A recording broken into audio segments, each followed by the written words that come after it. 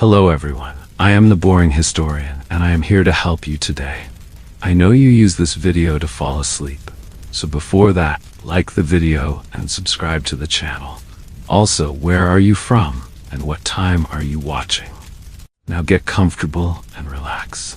You wake before dawn, as you do every day. The small window of your one-room mud-walled cabin admits the first gray light of morning. For a moment, you lie still on your straw mattress, listening to the sounds of your family breathing in the darkness. Your wife Bridget, your elderly mother, and your 3 children. Aiden, 10, Mary, 7, and baby Colm, not yet a year old. The cabin is cramped but solid enough, about 20 feet long by 12 feet wide, with walls made of mud and stone, and a thatched roof that needs repair before the autumn rains. The packed earth floor is swept clean, though damp rises from it constantly. A small hearth occupies one wall, the smoke from last night's turf fire still lingering in the air, despite the hole in the roof that serves as a chimney. It's your home, the only one you've ever known. Built by your father on a small plot of land rented from the estate of Lord Ashford, an English landlord who lives in London and whom you've never seen.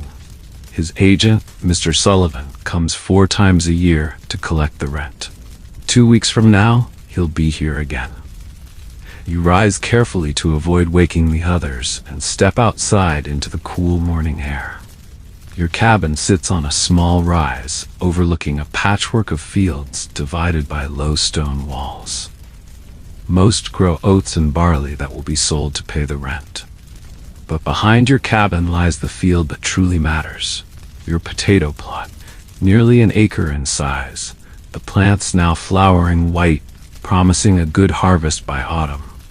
Those potatoes will feed your family for the year to come. Without them, you'd surely starve. The land around you belongs to others, wealthy men who inherited or purchased vast estates. You, like your father before you, are merely a tenant farmer with no legal claim to the soil you've worked all your life. Your annual rent of £6 is due regardless of whether the harvest is good or bad, and Lord Ashford's agent has made it clear that late payment won't be tolerated. You take a deep breath of the morning air and look toward the horizon. The distant hills are covered in mist, and from the west comes the faint scent of the Atlantic. Beyond it lies America, where your cousin Michael went 5 years ago. His last letter spoke of hardship but also opportunity, land that a man might someday own rather than merely rent. Today will be like most days, working from dawn until dusk, tending to the crops, feeding the few animals you own, a pig, 3 chickens, and an elderly donkey named Finn, and making repairs to the stone walls that separate your fields from your neighbors. The nearest village is 3 miles away, where you occasionally sell eggs or butter at the market and attend Mass at the small Catholic church. As the sun begins to rise over the eastern hills, you return to the cabin to wake your family. Bridget is already up, kindling the fire to boil water for the morning meal. Potatoes from last year's harvest, now running low, with a bit of buttermilk if you're fortunate. As always, you'll eat the smallest portion, ensuring the children have enough. Little do you know that your life, and the lives of millions like you across Ireland, is about to change forever. In the coming days, a strange blight will appear on potato plants across the country. Within weeks, healthy potatoes will turn to foul-smelling black slime in the ground. Within months, hunger will become your constant companion. Within years, 1 million of your countrymen will lie in unmarked graves, and another 1 million will have fled Ireland forever. But for now, on this summer morning in 1845, the future still seems predictable, if not easy. The potatoes are growing well, the children are healthy, and you have a roof over your head, even if it belongs to someone else.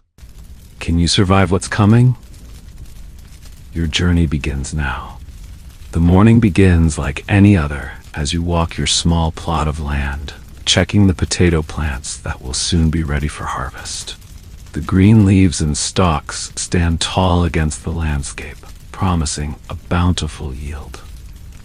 You've been cultivating this variety, the lumper potato, for years. It's not the most flavorful, but it grows well in the poor soil and provides enough sustenance to keep your family alive through the winter months. But something catches your eye near the eastern edge of your field, a strange discoloration on some of the leaves. You bend down to examine them, touching the dark spots that seem to have appeared overnight. The affected leaves feel unusual, damp and soft where they should be firm. You've never seen anything like it before. It's probably nothing, you mutter to yourself, straightening up and continuing your inspection. Perhaps just some water damage from the rain 3 days ago. 2 days later, you return to find more plants affected. The strange spotting has spread, and now some of the stalks have begun to wither. A neighbor passing by, old Finn Murphy, stops to look at the affected plants. "I've seen the same in my field," he says gravelly, removing his cap as if in the presence of death. "And McGrath's plot over the hill is worse. Half his plants gone black already." "What is it?" you ask, a knot forming in your stomach. Finn shakes his head. "They're calling it a blight. I heard tell it's in every county now. Father O'Malley says it's come from America on the ships." That evening, you sit with Bridget at your rough wooden table after the children are asleep. The single candle between you casts long shadows against the walls. "How bad is it?" she asks, her hands busy mending one of Aiden's shirts. "I don't know yet," you admit. "Some plants are sick, but many look fine. We should still have most of the harvest."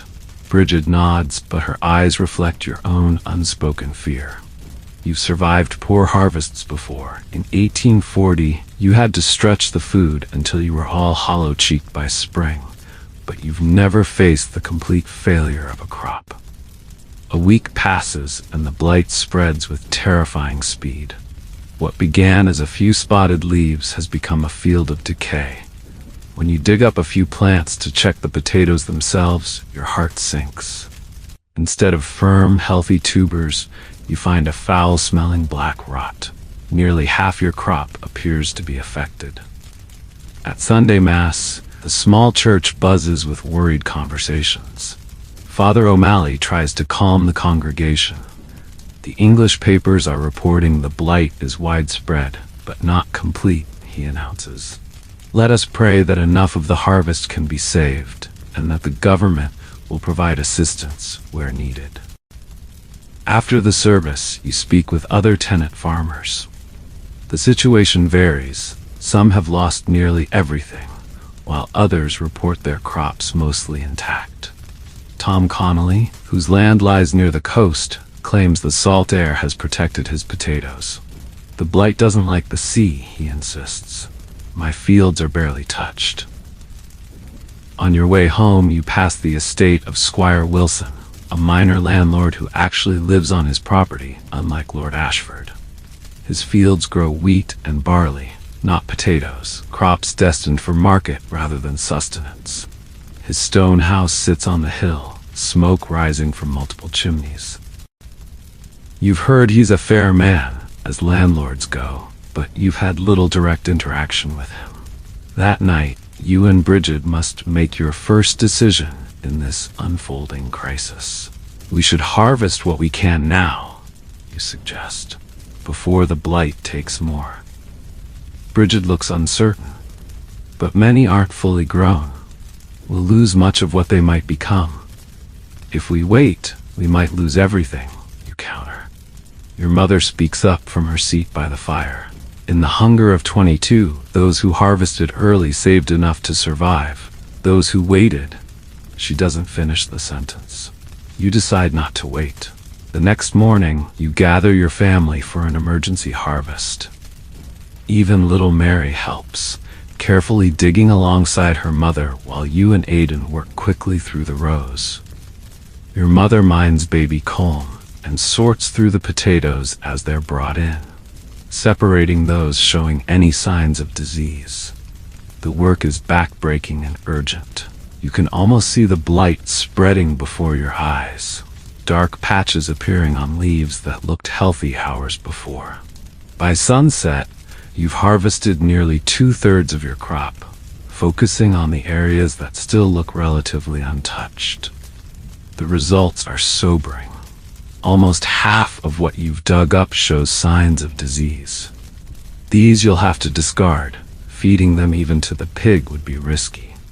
The healthy ones you carefully store in the small stone outbuilding behind your cabin, spreading them on straw to prevent contact that might spread any hidden rot. That night, exhausted from the day's labor, you calculate what you've saved, perhaps enough to last until early spring if carefully rationed, but not the full year's supply you'd counted on. You'll need to find other sources of food before winter's end. "We should sell the pig now," Bridget suggests quietly after the children are asleep. "The price will be good while meat is still plentiful, and we can use the money for meal or bread when the potatoes run short." Your mother disagrees. "Keep the pig. If things get worse, we may need it more later." You know, they're both right in different ways. Selling now would bring good money, but having the pig as insurance against deeper hunger has its own value. There's also the matter of your rent. £6 due to Mr. Sullivan in less than 10 days. You've set aside £4 already, earned from selling oats and doing occasional work for neighboring farmers, but you're still £2 short. The next morning brings news that the government in London is aware of the potato blight spread across Ireland. Rumors circulate that Prime Minister Peel is considering repealing the corn laws to allow cheaper grain imports, but nothing has been decided. For now, you're on your own. You walk to the village to assess the situation and prices. The market is busier than usual, with many trying to sell livestock or possessions for ready money. Buyers are scarce, sensing desperation and holding out for lower prices. The merchants have already raised the cost of meal and flour, anticipating shortages. Outside the village store, you encounter Mr. Sullivan, Lord Ashford's agent, in conversation with several other tenant farmers. He sees you and nods coldly. "I trust your rent will be ready on collection day," he says without preamble. Lord Ashford has instructed that there will be no extensions given, blight or no blight.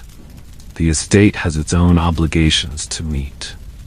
One of the other farmers, Michael Doyle, speaks up.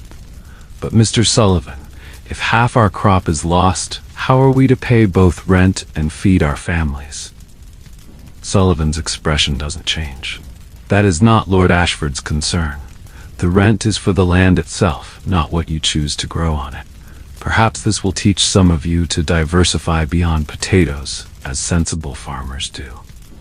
The comment stings because it contains a kernel of truth that nonetheless ignores reality. Potatoes are the only crop that produces enough food on the tiny plots allocated to tenant farmers. An acre of potatoes can feed a family for a year. An acre of grain would leave you hungry by Christmas. You decide to wait, hoping that the blight will slow its spread or that some of the plants will prove resistant. This would allow the potatoes to reach full size before harvest, maximizing what you can salvage. It's a gamble, and tension fills your household over the next 2 weeks as you check the fields daily, watching the blight's inexorable advance. Some days it seems to slow, giving you hope. Other days, whole new sections of your field show the telltale black spots. When you finally begin the harvest in early October, the situation has worsened considerably. Nearly 2/3 of your crop shows signs of the blight. The potatoes you dig up are smaller than they should be, the plants having died before reaching full maturity. Many tubers are already rotting in the ground, turning to a foul-smelling black slime that coats your hands as you dig. You work frantically with your family, saving what you can. Aiden works alongside you from dawn to dusk, his young face grim with adult concern. Mary helps too, carrying the healthy potatoes to your mother, who sorts through them carefully. Bridget works despite her exhaustion, baby Colm strapped to her back. By the time you finish, the harsh reality is clear. You've salvaged less than a third of what you would normally harvest. It won't be enough to see your family through winter, let alone until the next harvest. That evening, after the children are asleep, you sit with Bridget by the fire. "We'll need to supplement what we have," you say quietly. "Perhaps fish from the river, or game if I can manage to poach some without being caught." "The Wilsons might need extra help with their harvest," Bridget suggests. "They always pay fair wages for field work." Your mother speaks up from her corner. "We should consider sending Aiden to my cousin in Westport. One less mouth to feed, and he might find work on the docks."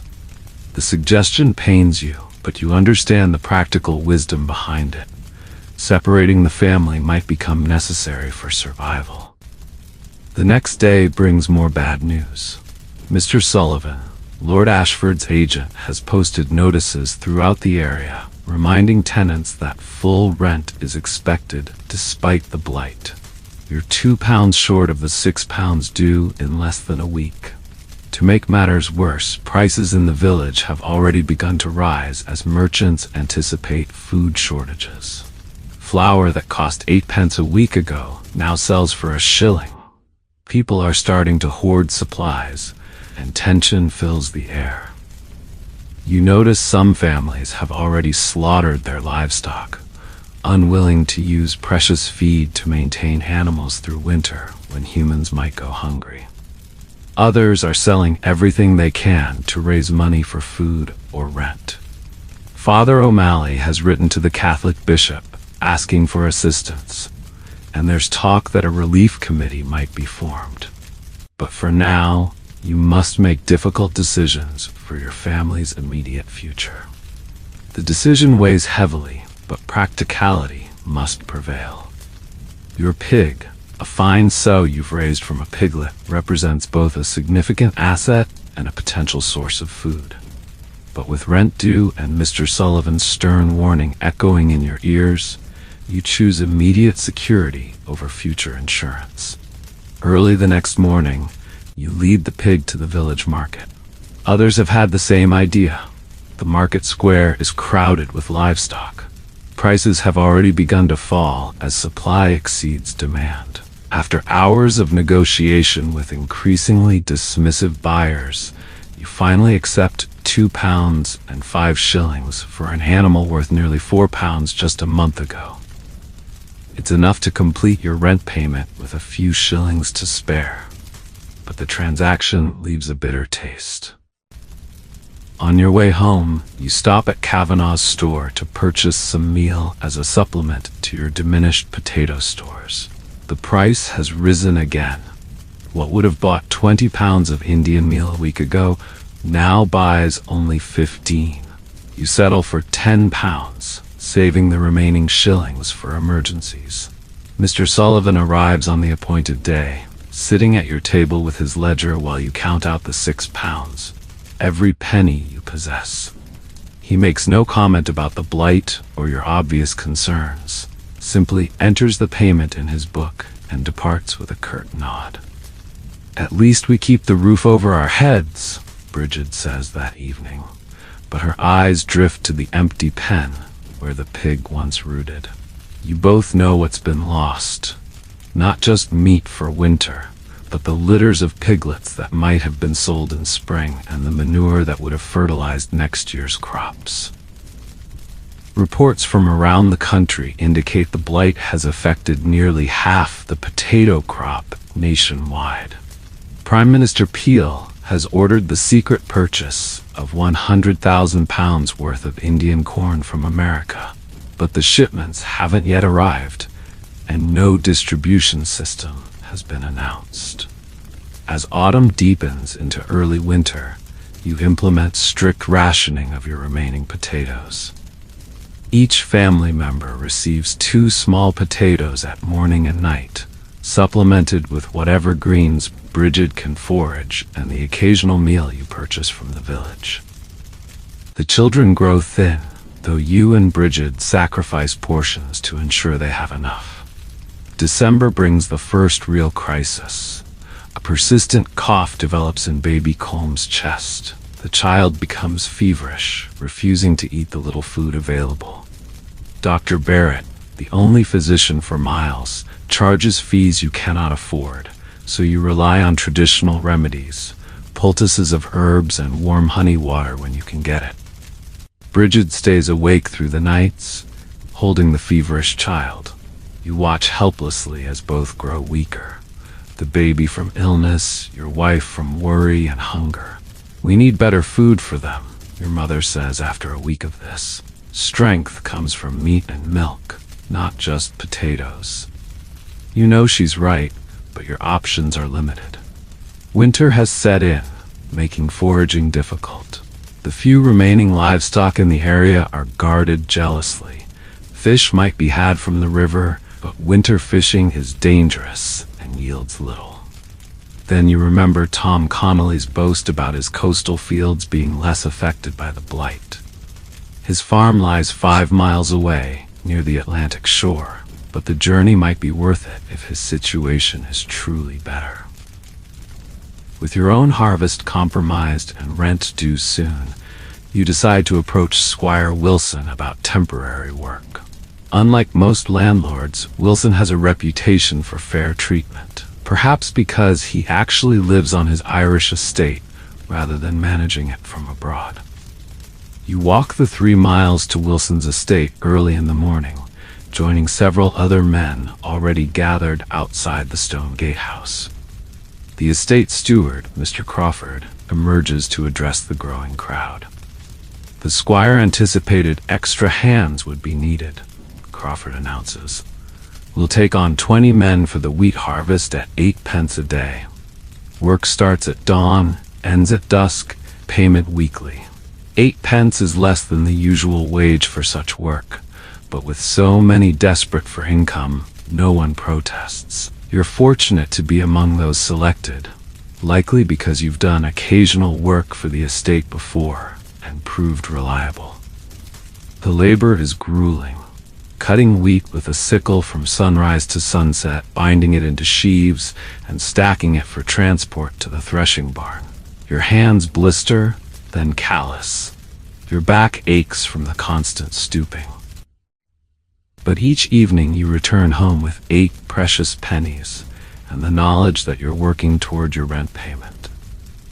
Unlike your own small plot, Wilson's fields stretch for acres, the golden wheat standing tall and unaffected by the blight that devastates potato crops. As you work, you overhear conversations between the steward and grain merchants who come to arrange purchases. Prices are rising rapidly as news of the potato blight spreads, and Wilson stands to make a considerable profit. "A shame about the potato crop," you hear Wilson himself remark one day as he inspects the harvest progress.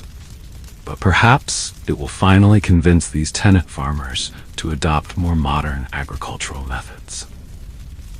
The comment reveals the gulf between your realities.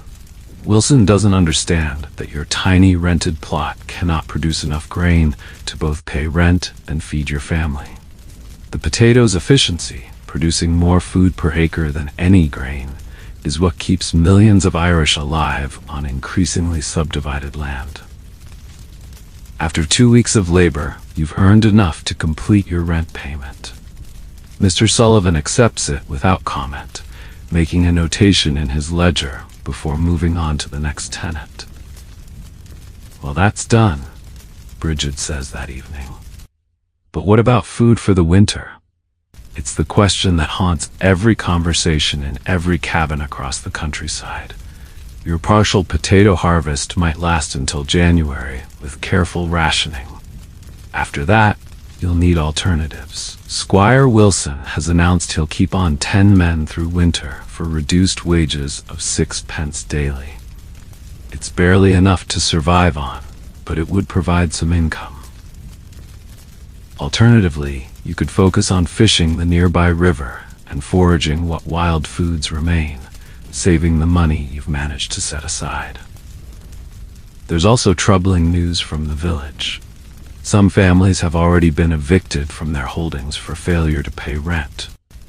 With nowhere to go, they've crowded into relatives' already cramped cabins, or simply taken to the roads, heading toward towns where rumor suggests relief may be available.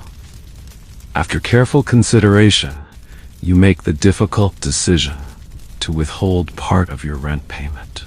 It's not a choice made lightly. You know the potential consequences could be severe. But faced with the prospect of immediate starvation for your family against the more distant threat of eviction, you choose present survival. When Mr. Sullivan arrives on collection day, you present him with £4 instead of the 6 that are due.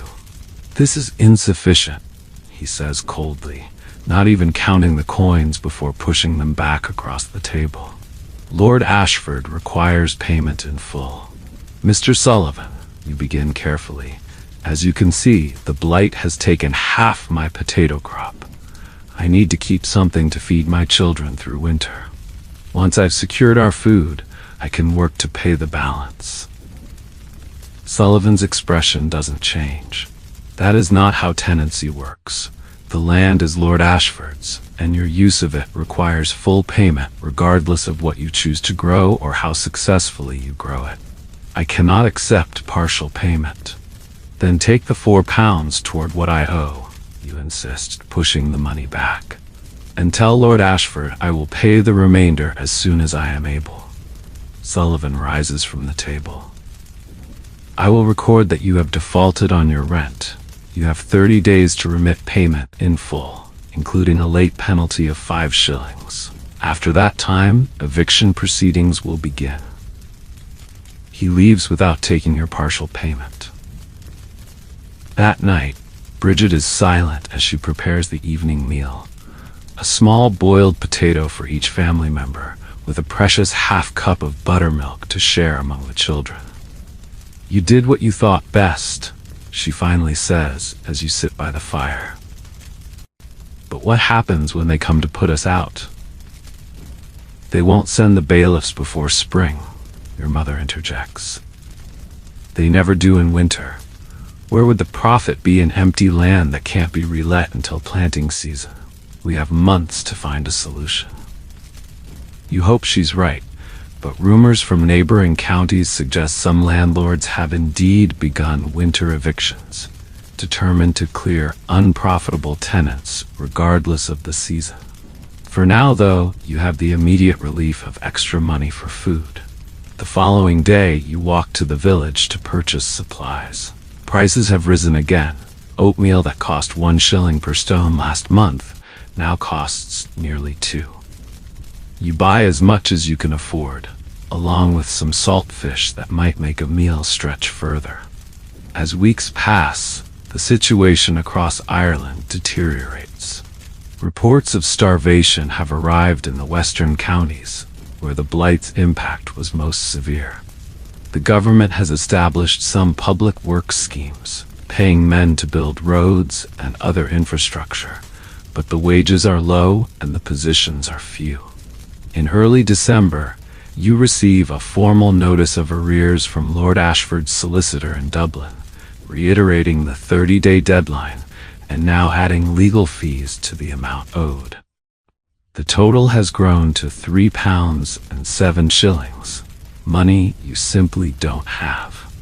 Bridget has been taking in mending work from better-off families in the village, earning a few pennies where she can.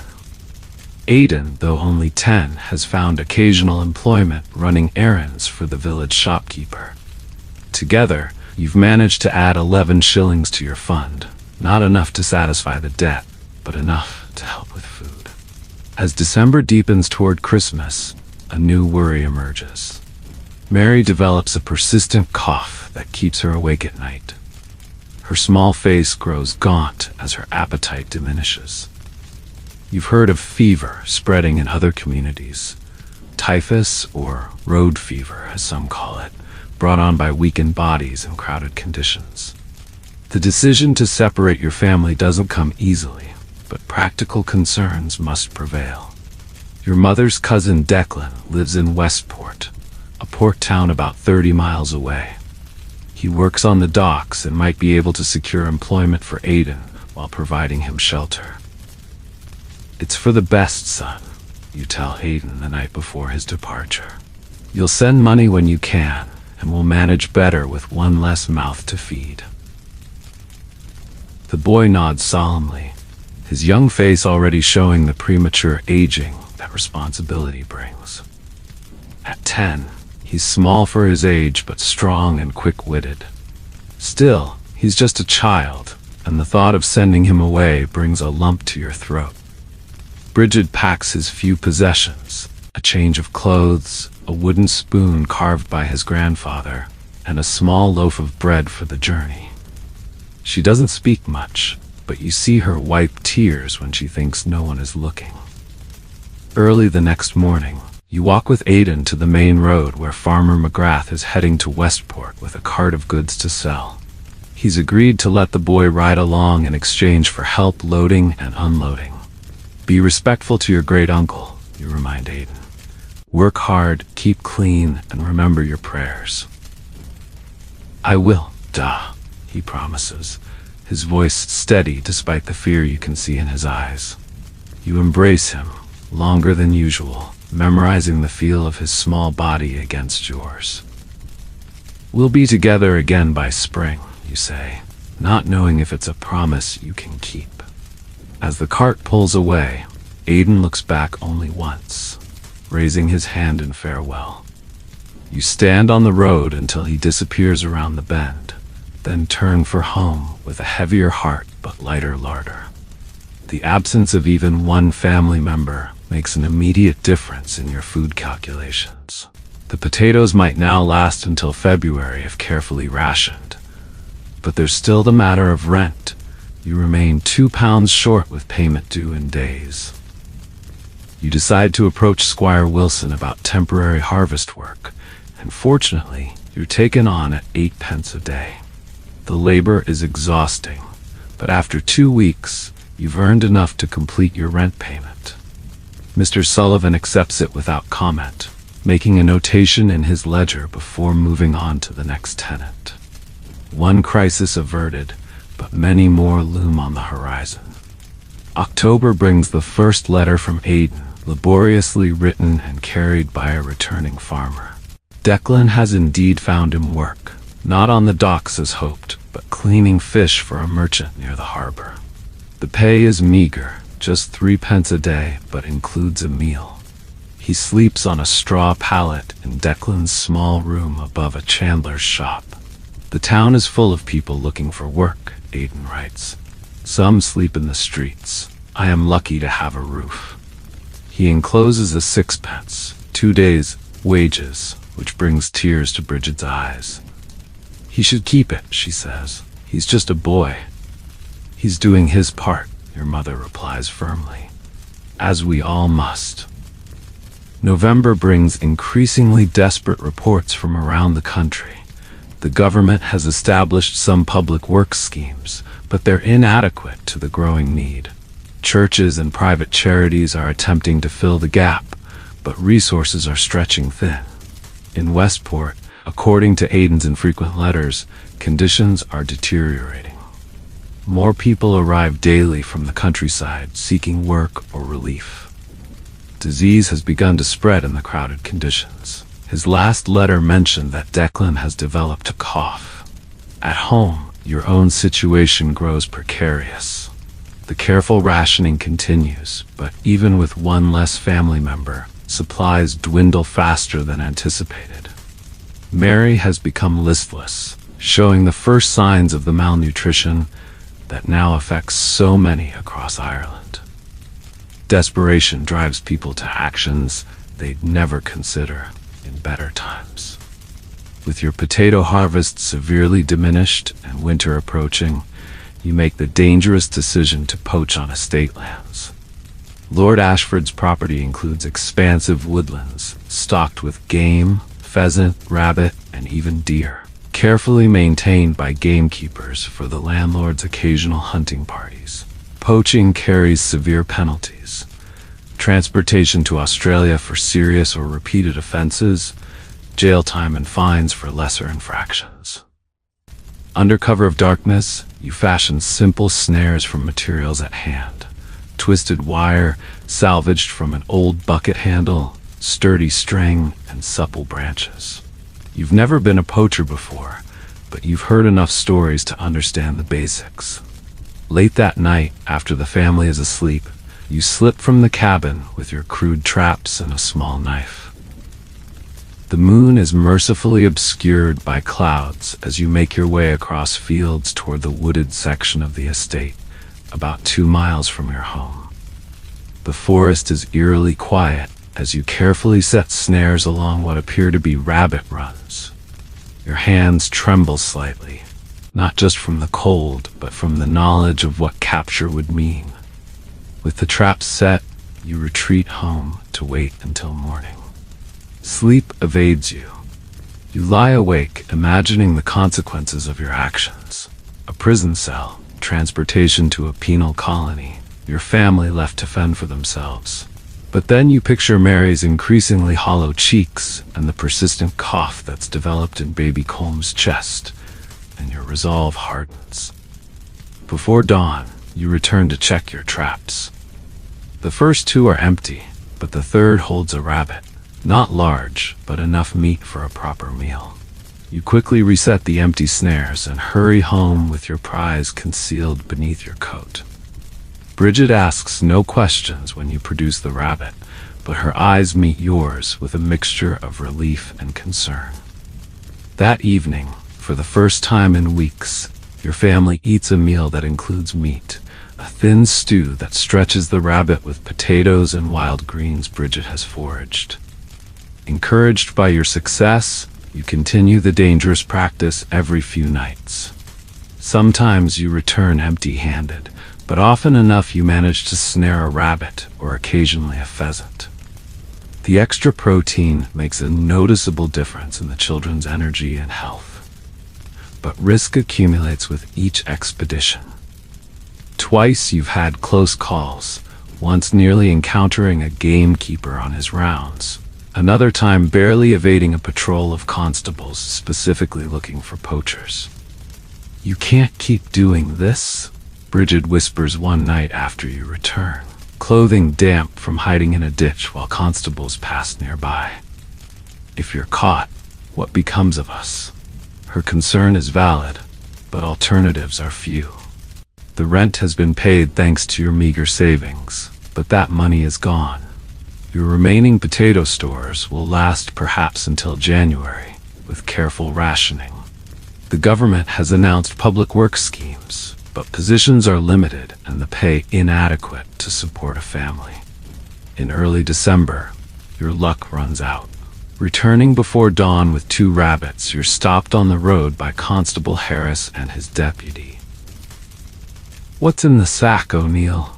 Harris demands, though you've never formally met. In a small community, everyone knows everyone. "Just some things from my cousins in Ballycroy," you lie, knowing how unconvincing you sound at this hour. "Let's have a look then," Harris says, reaching for your sack. The moment of decision arrives with brutal swiftness. You can surrender and face certain punishment, or you can run and hope to escape, though the consequences of resistance would be even more severe if you're caught. With baby Colm's condition worsening and your supplies dwindling, you decide to make the journey to Tom Connolly's coastal farm. If his boasts about his fields being spared the worst of the blight are true, he might be willing to trade or sell potatoes at a better price than the increasingly expensive markets. The 5-mile journey would normally take just a couple of hours, but winter has set in. Cold rain falls intermittently, and the muddy roads slow your progress. You wrap your worn coat tightly around yourself and press on, the small bag of items for potential trade: a knife, some of Bridget's handiwork, and a few eggs from your remaining hens secured inside. As you walk, you pass others on the road, some heading to towns in search of work or relief, others returning to their homes with whatever supplies they've managed to acquire. Their faces show the same hollow-cheeked hunger you see in your own family. Occasionally, someone lies by the roadside, too weak to continue, or simply resting. You can't always tell if they're alive or dead.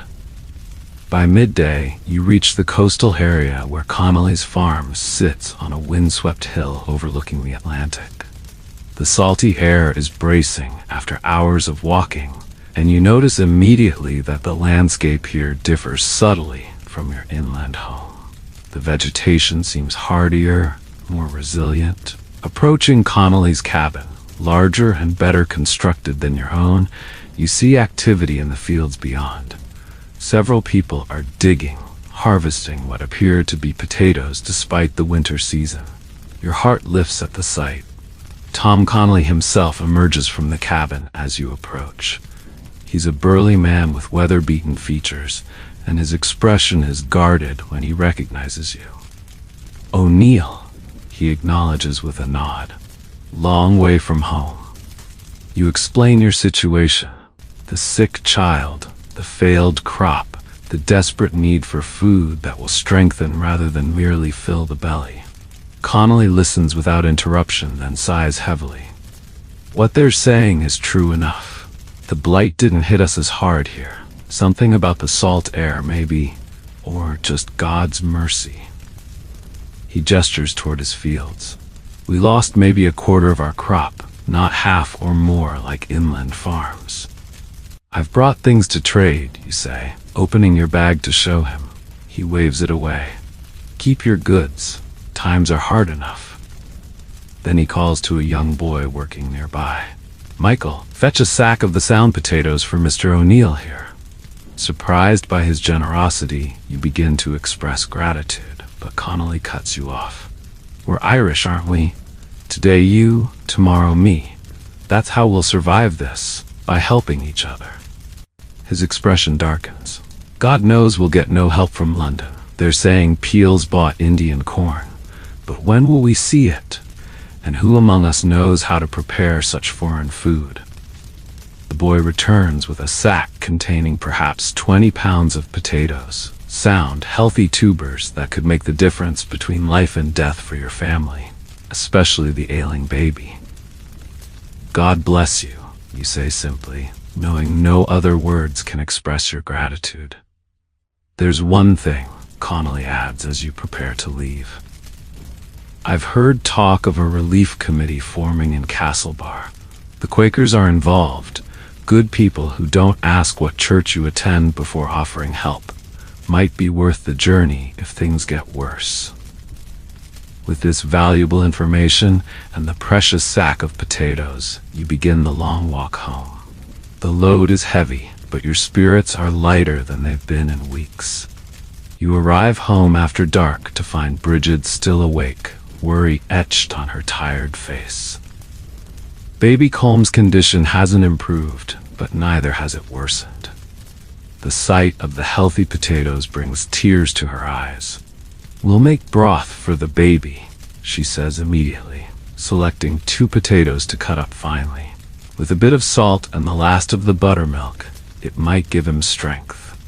Over the next days, the nutritious food makes a noticeable difference. Colm's fever subsides, and his cough grows less frequent. Mary, too, seems to gain energy from the improved diet.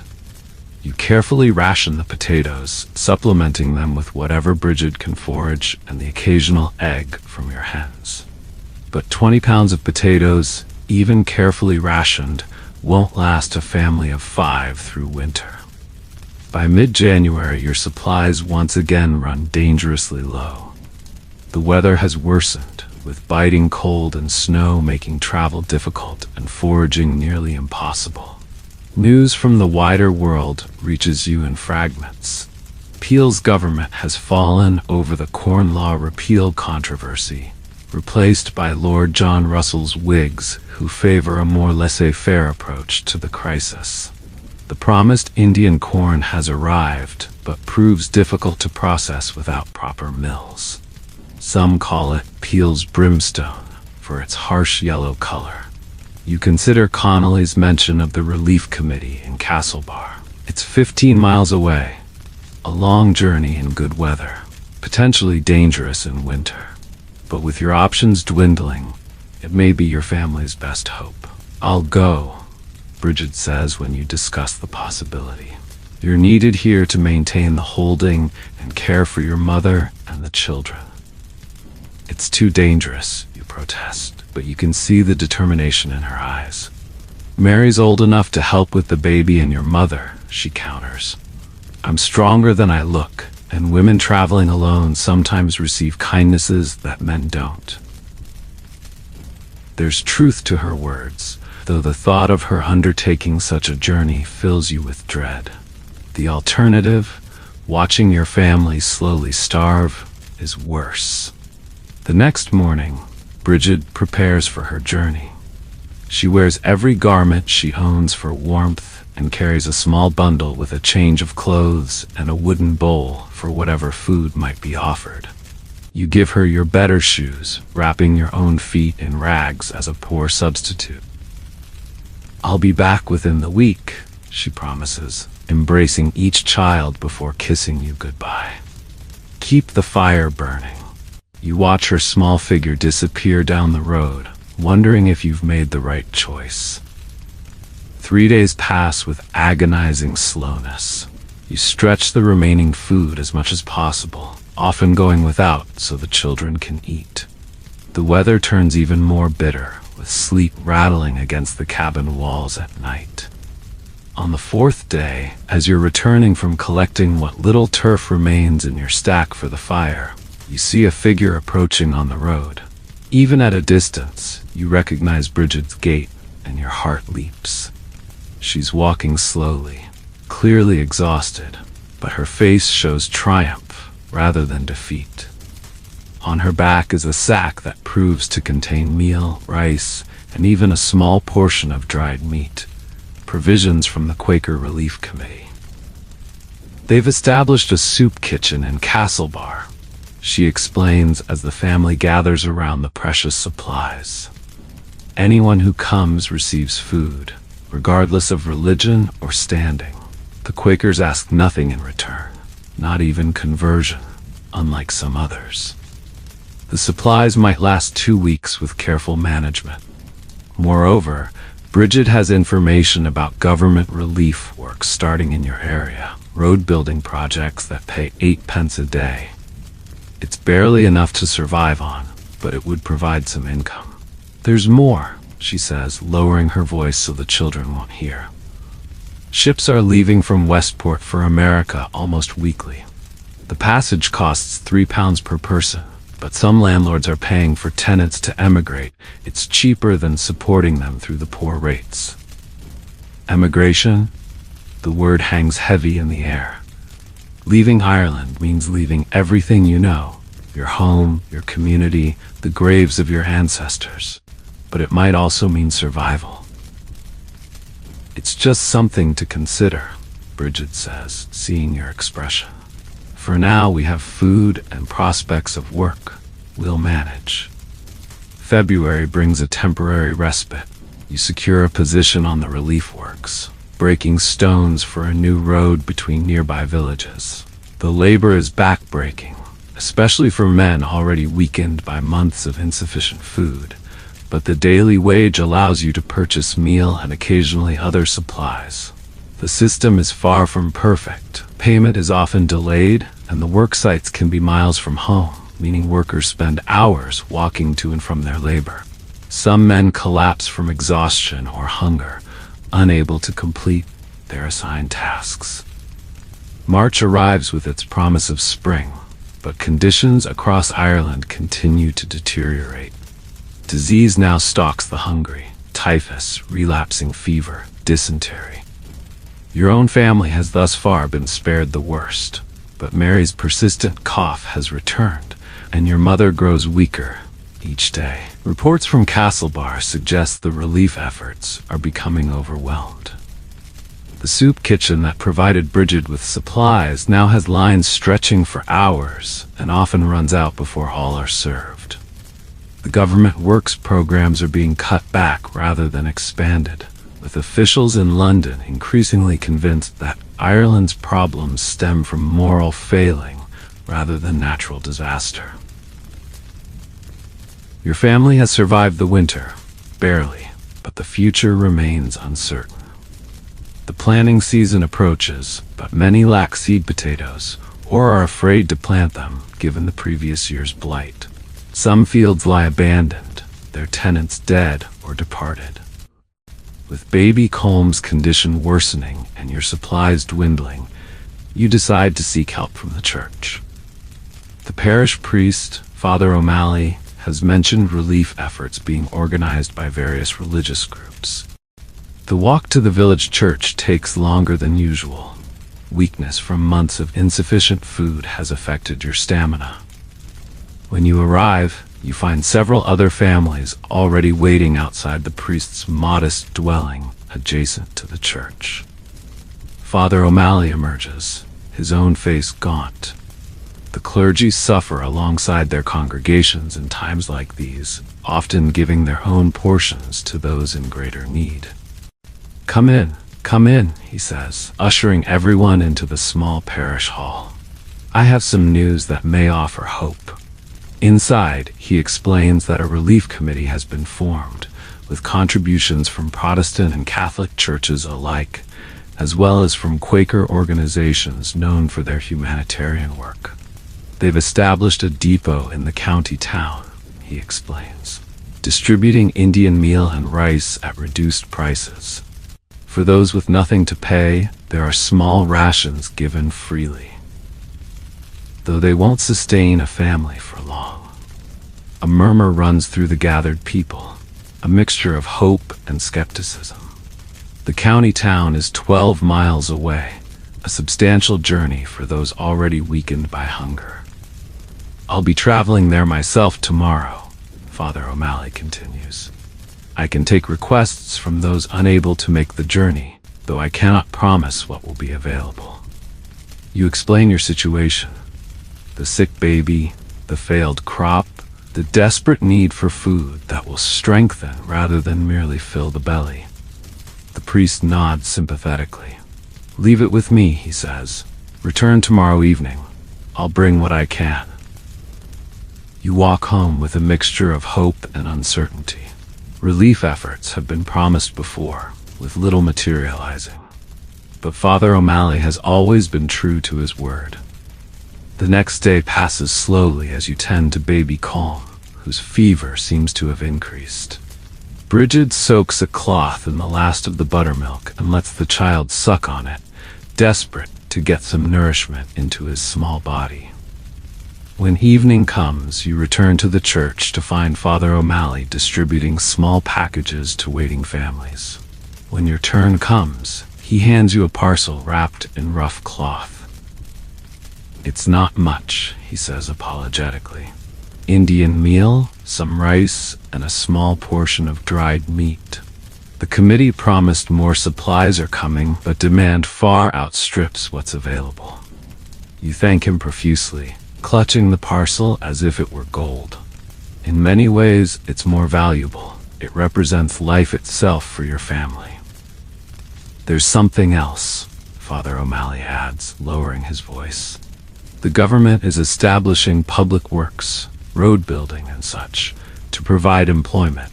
The pay is meager, but it's something. Registration begins next week at the magistrate's office. This news too offers a glimmer of hope. Paid work, even at low wages, would allow you to purchase food rather than depending on charity. At home, Bridget immediately sets about preparing a thin porridge from the Indian meal. The yellow cornmeal is unfamiliar, coarser than the flours you're used to, but the relief committee has included instructions for its preparation. The meal that night, though simple, is the most substantial your family has had in weeks.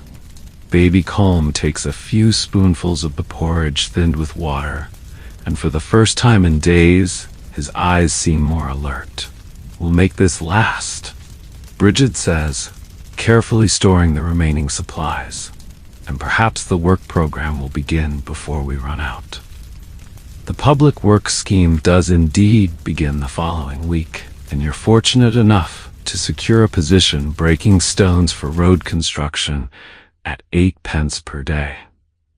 The labor is backbreaking, especially for a body already weakened by months of insufficient food. But the daily wage allows you to purchase meal and occasionally other supplies.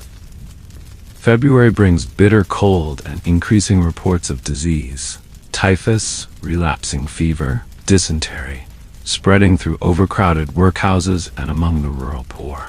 Your own family has thus far been spared the worst, but Mary's persistent cough concerns you, and your mother grows weaker each day. The public works provide employment for thousands across Ireland, but the system is deeply flawed. Payment is often delayed, and the work sites can be miles from home, meaning workers spend hours walking to and from their labor. Some men collapse from exhaustion or hunger, unable to complete their assigned tasks. In March, rumors circulate that the public works will be phased out, replaced by direct food distribution through soup kitchens established under the Poor Law. The news brings both hope and concern. While direct food aid might be more efficient than wages that barely cover needs, dependency on charity feels like a further loss of dignity. Meanwhile, the planting season approaches, but many lack seed potatoes or are afraid to plant them given the previous year's blight. Some fields lie abandoned, their tenants dead or departed. Your family has survived the winter, barely, but the future remains uncertain. With baby Colm's condition deteriorating and your supplies nearly exhausted, desperation drives you to consider actions you would never contemplate in normal times. The line between right and wrong blurs when your child's life hangs in the balance. Late one evening, after the family has gone to bed, you take your knife and a small sack and slip out of the cabin.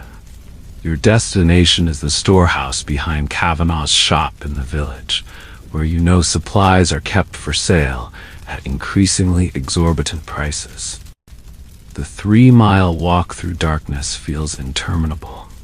Every sound, an owl's hoot, the rustle of wind through leafless trees, makes your heart race.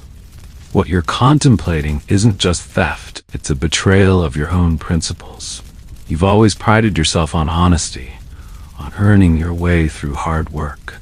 "It's just to save the baby," you whisper to yourself as the village comes into view, darkened and silent in the winter night. "Just enough to see him through until he's stronger. Then I'll find a way to make it right." Kavanagh's store sits at the village crossroads, the small storehouse detached behind it. You approach cautiously, staying in shadows, watching for any sign of the night watchman who sometimes patrols the village. Seeing no one, you make your way to the storehouse door. The padlock is substantial, too strong to break, but the door itself is old, its hinges rusted. With careful pressure from your knife and shoulder, you manage to work the upper hinge loose enough to create a gap. It's barely wide enough to squeeze through, but desperation lends you determination. Inside, the storehouse smells of grain, salt fish, and various provisions.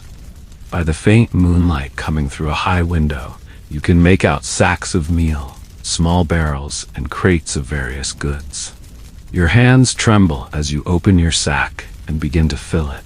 A few pounds of meal, a small portion of dried meat, a jar of preserved milk that might save Colm's life. You're so focused on gathering supplies that you don't hear the approaching footsteps until it's almost too late. A lantern's glow appears outside, casting long shadows through the gap in the door. "Who's there?" calls a gruff voice. Kavanagh himself, not the night watchman. Panic surges through you. Discovery means arrest, imprisonment, transportation to a penal colony, or worse. Your family, already struggling, would be left without a provider. But there's no escape route other than the way you came in. Making a split-second decision, you grab your partially filled sack and squeeze back through the gap in the door directly into Kavanaugh's path. The shopkeeper raises his lantern, and for a moment, your eyes meet. Recognition dawns on his weathered face. "O'Neill?" he says, disbelief evident in his voice. "Jesus, Mary, and Joseph, I never thought. You could run. You could fight." Instead, shame and desperation keep you rooted to the spot, the incriminating sack clutched in your hand. "My baby is dying," you say simply, your voice barely audible. "I have nothing to feed him, nothing to give my children." Kavanaugh's expression is unreadable in the lantern light. He's known you for years, seen you work honestly, pay your debts promptly in better times. Now he sees you reduced to theft. After what seems an eternity, he sighs heavily. "Put it back, O'Neill. All of it." Your heart sinks as you begin to remove items from your sack, but then Kavanaugh continues. "Put it back, and then come to the shop, through the front door, like a man, not a thief in the night." Confused but obedient, you return the stolen goods and follow Kavanaugh to the main store. Inside, he lights more lanterns and turns to face you.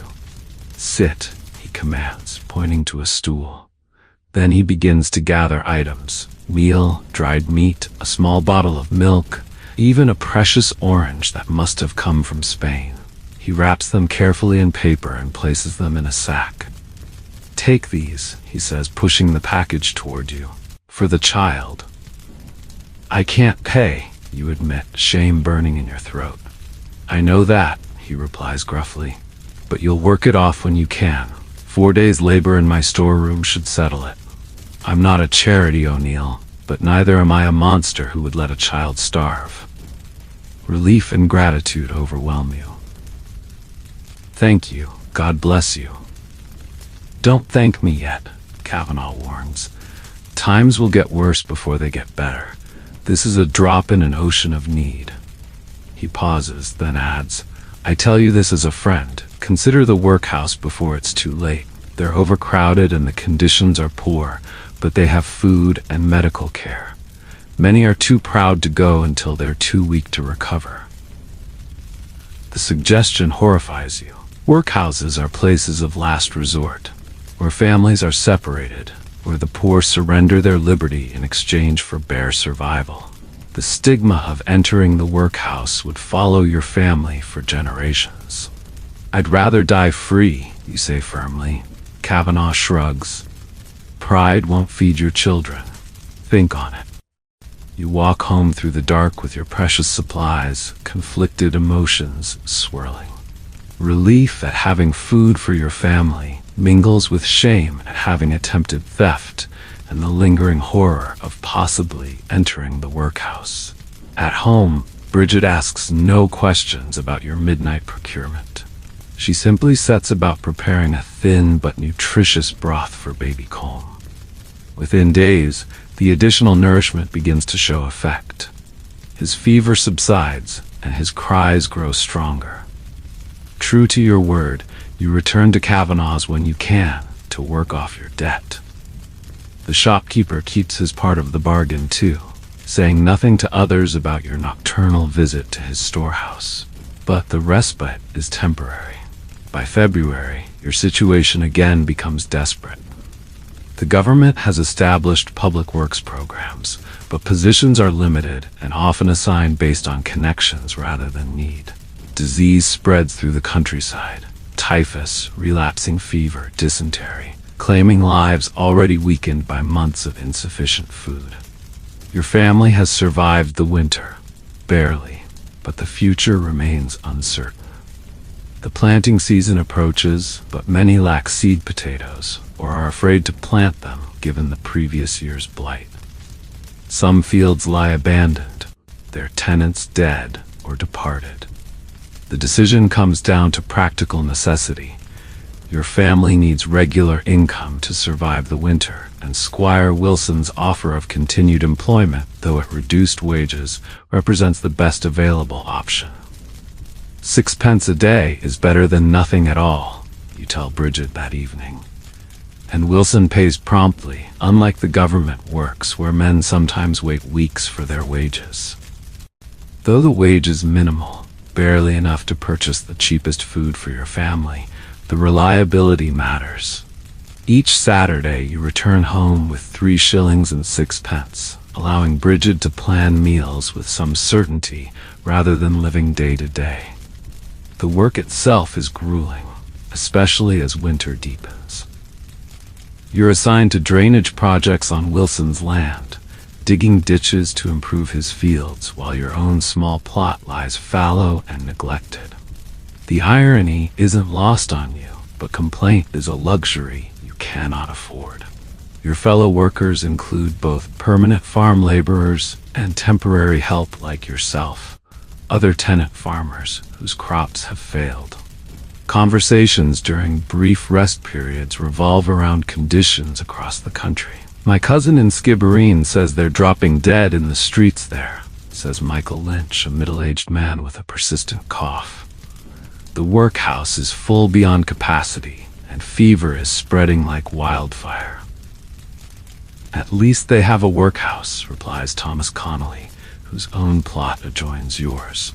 Our parish hasn't built one yet, though they've been required to by law these past 10 years. You learn that conditions vary dramatically across Ireland. Some landlords have established soup kitchens or imported food for their tenants. Others are using the crisis to clear unprofitable tenants from their lands, sometimes paying for emigration to America, sometimes simply evicting them to fend for themselves.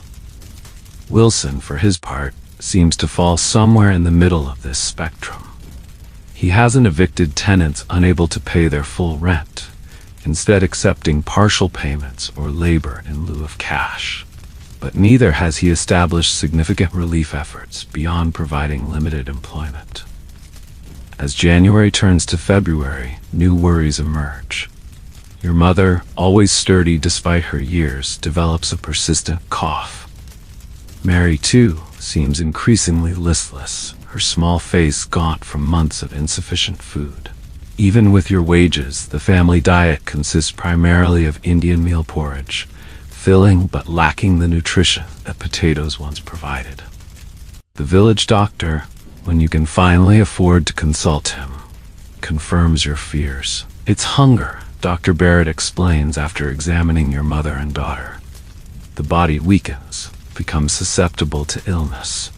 What would be a minor cough in better times becomes dangerous. He prescribes a tonic that costs nearly a day's wages and suggests better food. Meat, milk, vegetables, all far beyond your means. That night, you and Bridget have yet another difficult conversation about priorities and possibilities. We could try for America, she suggests, not for the first time. Your cousin Michael wrote that work is plentiful there, and no one needs to starve. The passage costs £3 per person, you remind her. For all 5 of us, that's £15. More money than we'll see in a year at present. Some landlords are paying for tenants to emigrate, she counters. It's cheaper for them than supporting people through the poor rates. Wilson isn't offering such arrangements, you say. And even if he did, the journey itself is dangerous. Ships are overcrowded and disease spreads quickly. They call them coffin ships for a reason. The conversation circles without resolution, as it has many times before. Emigration represents both opportunity and terrible risk. The chance for a new beginning, but also the certainty of never seeing Ireland again, and the very real possibility of death during the crossing. In March, your employment with Wilson ends as planned. The spring planting season approaches, and decisions must be made about your own land. Some are already preparing fields, though many lack seed potatoes or are afraid to plant them given the previous year's blight. Others have abandoned their plots entirely, heading for towns or workhouses or ports of emigration. Your family has survived the winter, barely, but the future remains uncertain. Rather than depend on increasingly scarce paid employment, you decide to focus your energies on directly procuring food through fishing and foraging. It's a risky strategy. Winter limits what can be gathered from nature, but it allows you to avoid the exhausting labor of public works for wages that barely cover basic needs.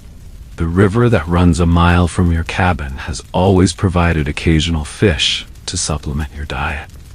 Now it becomes your primary focus. You repair old nets and fashion crude hooks from bent needles, using worms or insects as bait. Winter fishing is challenging. The water is cold enough to numb hands within minutes, and fish move sluggishly in the depths. But necessity drives innovation. You construct small baskets that can be submerged in the slower parts of the river to trap unwary fish. You learn to spot the places where fish gather to conserve energy in the cold months. Bridget contributes to the effort by foraging whatever edible plants remain in the winter landscape: wild onions, winter cress, and the roots of certain plants that can be boiled to provide minimal nutrition. She knows which tree barks can be ground into a flour-like substance in extreme need, knowledge passed down from her grandmother who survived earlier famines. Your mother watches the children while you and Bridget focus on food procurement, and she contributes by stretching whatever you bring home into meals that, while meager, keep starvation at bay. A single fish becomes broth that feeds the family for 2 days. Foraged greens are carefully preserved to maintain whatever nutrients they contain. The strategy proves partially successful. Your family avoids the worst hunger experienced by those who depend solely on purchasing increasingly expensive food with inadequate wages. Baby Colm's health gradually improves, though he remains smaller and more fragile than he should be at his age. But winter foraging cannot provide complete nutrition, and by February, signs of deficiency begin to show. Mary develops sores at the corners of her mouth, a sign of vitamin lack that your mother recognizes from hard times in her youth. Your own gums begin to bleed when you eat, another warning that your diet lacks essential elements. The isolation of your strategy also means you receive less information about broader developments. News comes primarily from occasional interactions in the village when you trade fish for other necessities. You learn fragments: that the government works programs are being criticized for inefficiency, that soup kitchens are being established in some areas, that disease now spreads through overcrowded workhouses. In late February, an unexpected opportunity arises. Tom Kelly, who owns a small boat used for coastal fishing, has fallen ill with fever. His wife approaches you about temporarily taking his place in the small crew that fishes from Clue Bay. The catch is divided 5 ways, one for the boat owner and one for each man in the crew, she explains. In good conditions, a man might earn more in a day than a week on the public works. The offer is tempting, but comes with risks. Coastal fishing in winter is dangerous. Storms arise quickly, and men are lost every year to the cold Atlantic waters. Additionally, it would mean being away from your family for days at a time, staying in the small fishing village on the coast between expeditions when weather makes return journeys impractical. You discuss the opportunity with Bridget, weighing the potential benefits against the dangers. We need the food a good catch would bring, she acknowledges. But what happens to us if something happens to you? It's the question that haunts every decision in these desperate times. The safety nets that once existed, extended family, community support, the charity of the church, have been stretched beyond breaking by the scale of the disaster. Families now stand largely alone against starvation and disease. After careful consideration, you accept the fishing opportunity, arranging for a neighboring family to check on yours during your absences. The McGraths have fared somewhat better during the famine, having diversified their crops before the blight struck. Though they have little to spare, they agree to keep watch and help in any emergency. The fishing proves as dangerous as expected, but also more rewarding. On good days, the catch is substantial: herring, mackerel, and occasionally cod that can be dried or salted for preservation. Your share, partly kept for your family and partly sold or traded, provides better nutrition and small amounts of cash for other necessities. By March, your family's condition has stabilized. You're all thin, gaunt even, but no longer at immediate risk of starvation. The fishing will continue into spring, providing a buffer as the critical planting season approaches. But decisions must still be made about your land. Some in the area are preparing fields, though many lack seed potatoes or are afraid to plant them given the previous year's blight. Others have abandoned their plots entirely, heading for towns or workhouses or ports of emigration. Your family has survived the winter, barely, but the future remains uncertain. After careful consideration, you decide that your family's best chance for survival lies in moving to a larger town where relief efforts might be more accessible and employment more diverse. Remaining in the countryside means continuing to depend on increasingly inadequate assistance and dwindling resources. Castlebar has soup kitchens operating daily, you tell Bridget as you discuss the possibility. And the workhouse there, though crowded, at least provides regular meals and basic medical care if we have no other choice. The decision isn't made lightly.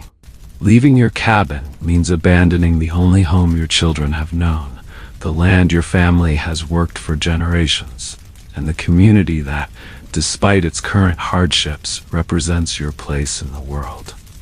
But survival must take precedence over sentiment. You pack what few possessions can be carried: clothes, cooking utensils, bedding, and your dwindling food supplies. The heavier furniture and equipment must be left behind or sold for whatever they might bring. Mr. Sullivan, Lord Ashford's agent, shows no sympathy when you inform him of your departure. The cabin and any improvements revert to the estate, he says coldly. Your rent arrears will be recorded should you ever wish to return, assuming the property hasn't been let to another tenant. The reality of Irish tenancy law hits hard in that moment. Despite your family having lived on and worked this land for generations, you have no legal claim to it or to the cabin your grandfather built. The years of labor, the walls raised by your ancestors' hands, the carefully maintained drainage ditches, all now revert to a landlord who has never set foot on the property.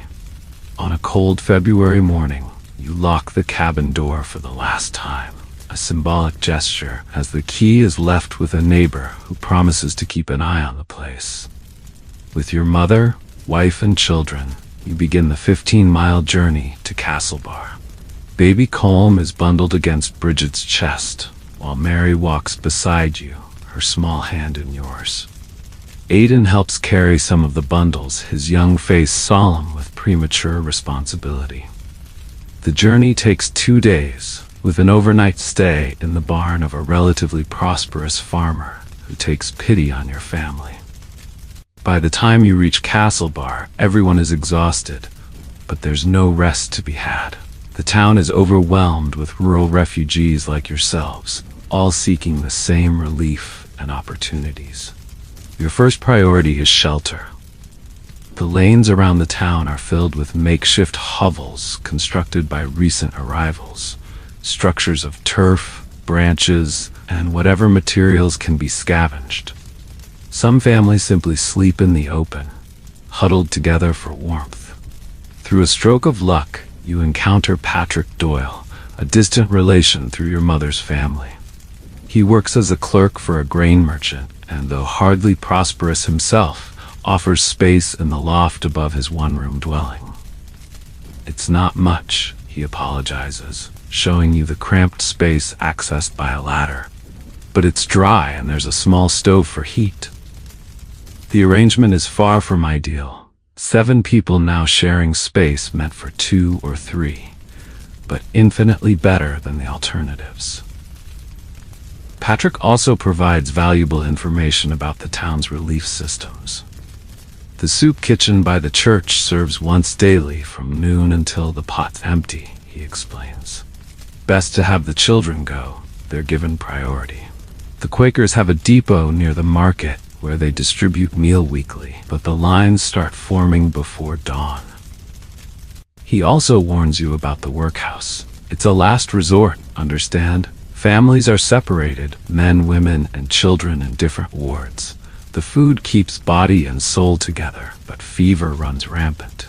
Still, for the truly desperate, it's there. The next weeks establish a grim routine. Each morning, Bridget takes the children to queue for the soup kitchen, while you seek day labor around the town, unloading carts, cleaning stables, any task that might earn a few pennies.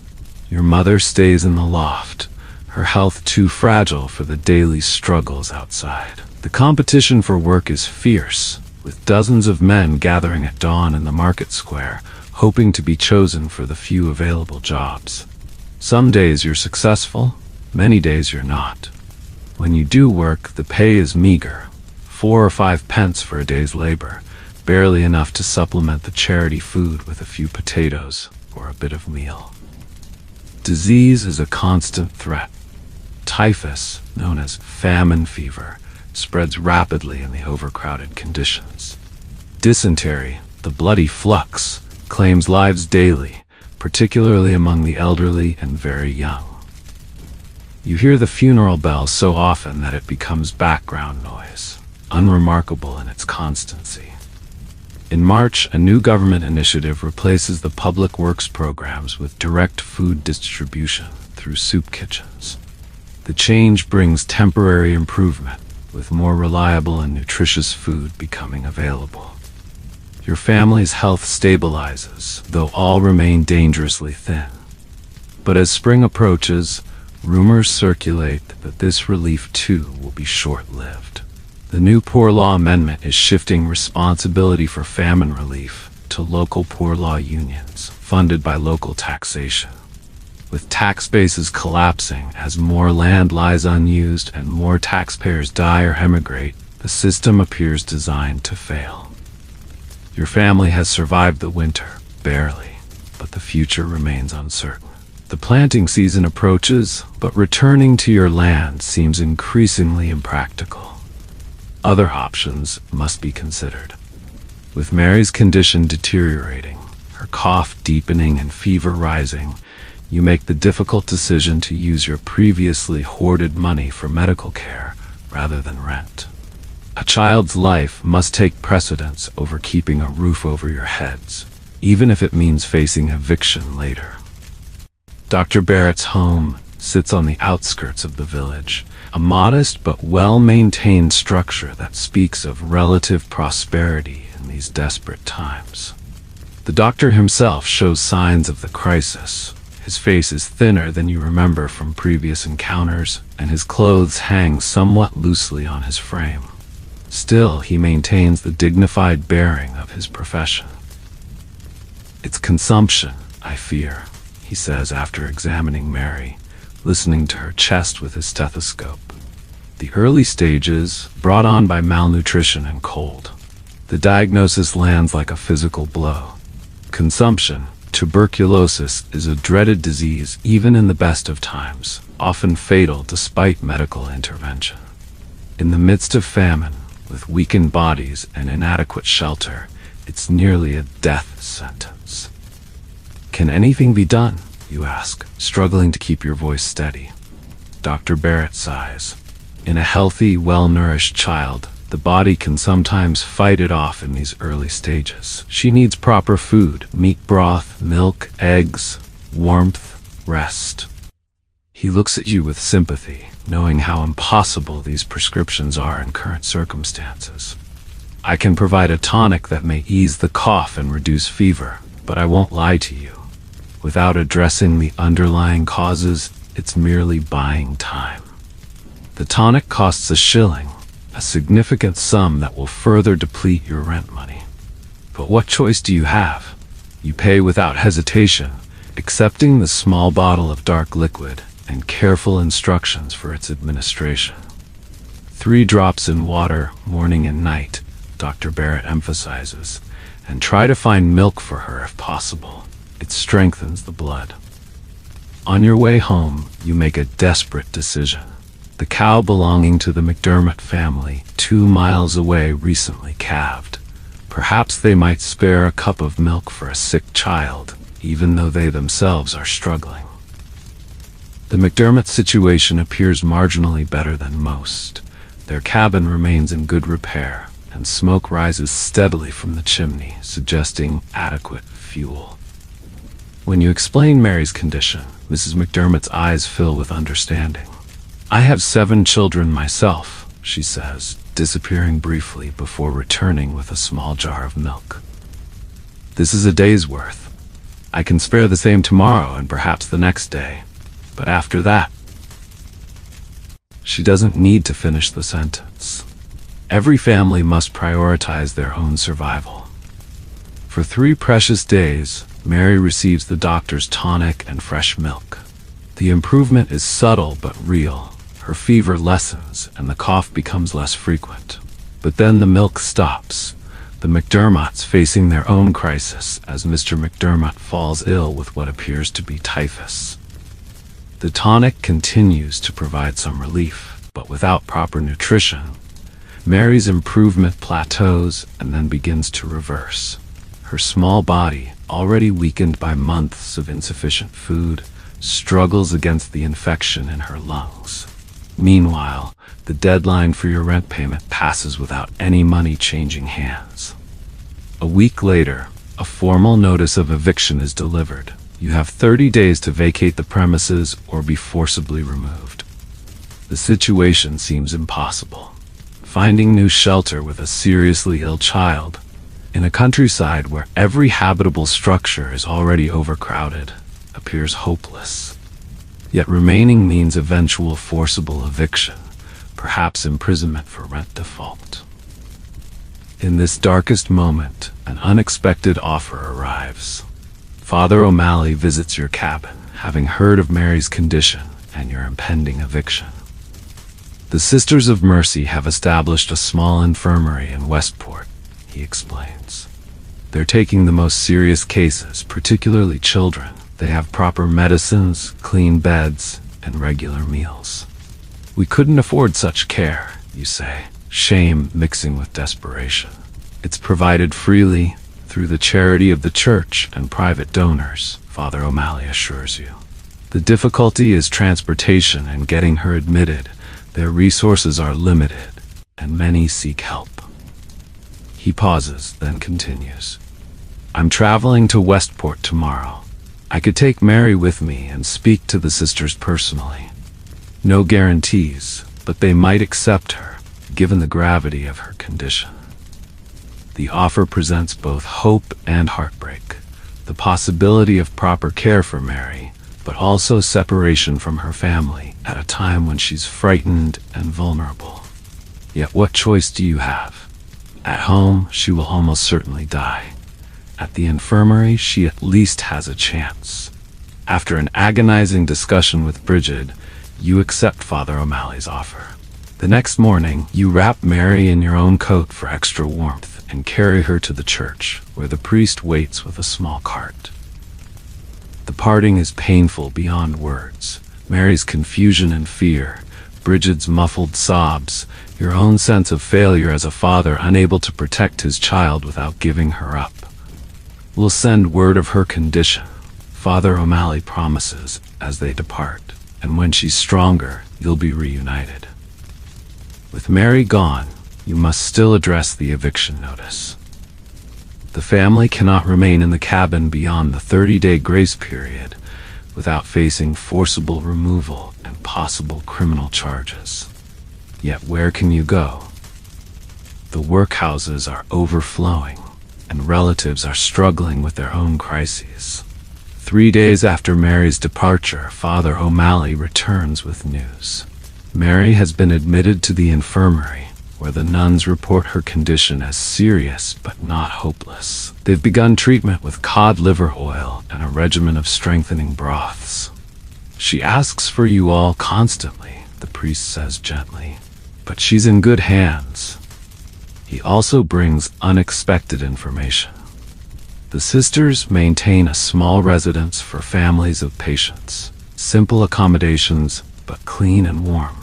Given your eviction situation, they might allow you space there while Mary recovers. It would mean moving to Westport, abandoning your holding here. It's yet another wrenching decision, leaving the land your family has farmed for generations, the community you know, the graves of your ancestors. But what alternatives remain?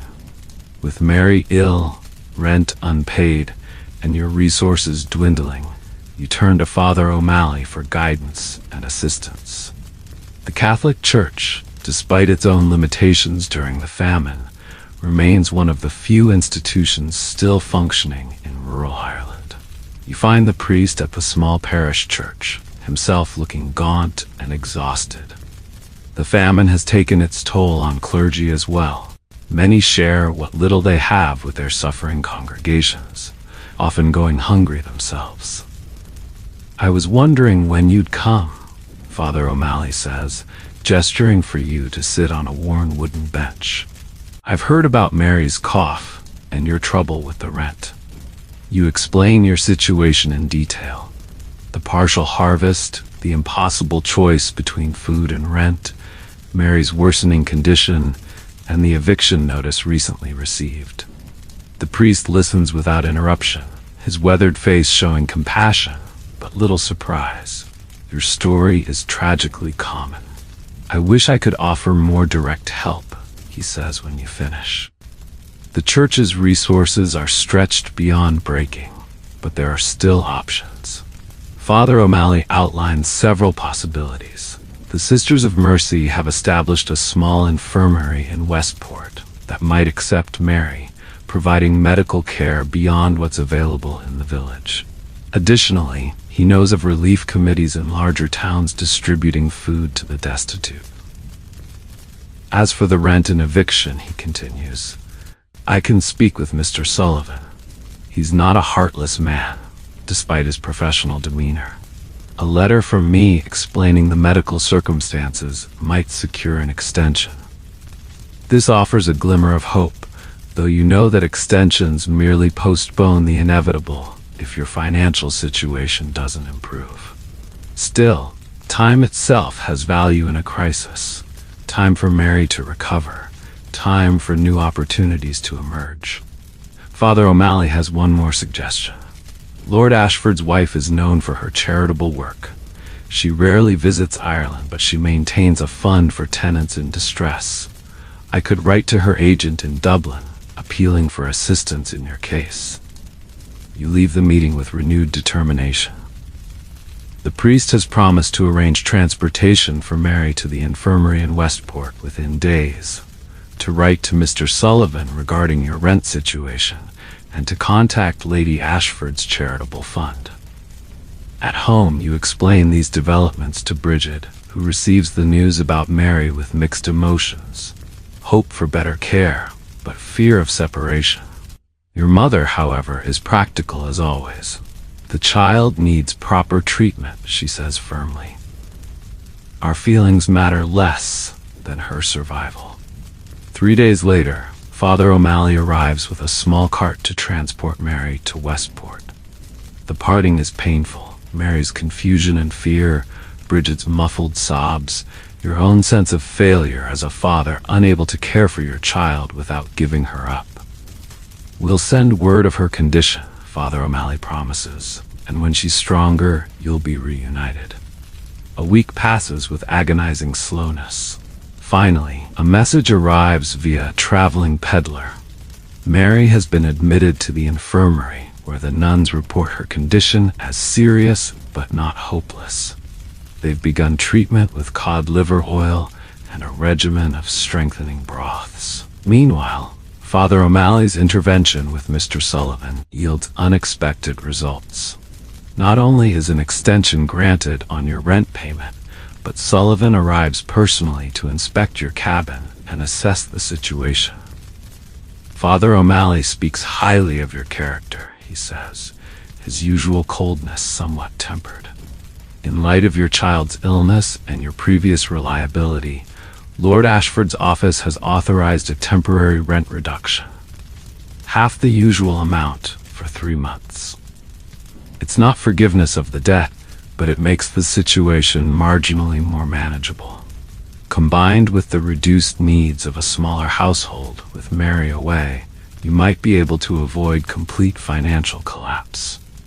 The priest's appeal to Lady Ashford's charitable fund also bears fruit, though not immediately. In late March, you're summoned to the estate office, where Sullivan presents you with a small but significant sum, £1 and 10 shillings, designated for medical expenses and basic necessities. Lady Ashford expressed particular concern about children affected by the current difficulties, Sullivan says, clearly uncomfortable with this deviation from strict business practice. This is a one-time dispensation, you understand. The assistance, combined with your own careful management and reduced household, allows your family to survive the remainder of winter with less desperation than many around you. Regular reports from the infirmary indicate Mary is slowly improving, though complete recovery will take months. As spring approaches, new challenges and decisions emerge. The government's relief policies shift again, with responsibility moving to local poor law unions ill-equipped to handle the scale of need. The planting season nears, requiring decisions about whether to risk another potato crop or try alternatives. And then there's Mary, improving but still far from home, in a town 30 miles away. The sisters have indicated she might be well enough to leave the infirmary by late April, but returning her to the conditions that made her ill seems foolhardy. Your family has survived the winter, perhaps more successfully than many thanks to the assistance received, but the future remains uncertain. After careful consideration of your increasingly desperate situation, rent arrears, impending eviction, Mary's illness, and dwindling food supplies, you make the difficult decision to surrender your tenancy voluntarily rather than face forcible eviction. It's not a choice made lightly. The cabin has been your family's home for generations. Your grandfather built these walls, your father maintained them, and you expected to pass the tenancy to Aidan someday. But clinging to this heritage now threatens your family's very survival. You walk to the estate office to speak with Mr. Sullivan, rehearsing your words carefully. This surrender must be negotiated to maximum advantage. Forgiveness of arrears, perhaps even a small consideration for improvements made to the property over generations. Sullivan receives you with his usual cool efficiency, but seems mildly surprised by your proposal. Voluntary surrender? He repeats after you explain your intention. That would certainly save the estate the expense and unpleasantness of formal eviction proceedings. You outline your terms. Forgiveness of the outstanding rent and a small payment in recognition of the improved condition of the holding compared to when your grandfather first leased it. Sullivan listens without expression. The arrears might be forgiven in exchange for peaceful surrender, he finally says. But compensation for improvements is out of the question. The cabin and any enhancements remain the property of Lord Ashford, as clearly stated in your tenancy agreement. It's a harsh reminder of the reality of Irish land law. Despite generations of labor improving the soil, building stone walls, and maintaining drainage, tenants have no legal claim to the value they've created.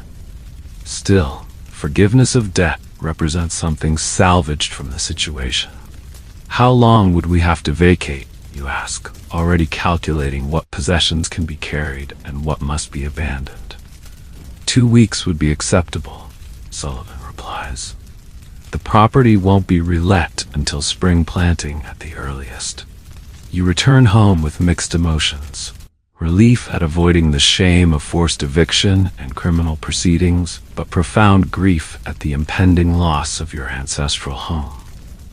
Explaining the decision to your family proves difficult, especially to your mother, who has never lived anywhere else. "Where will we go?"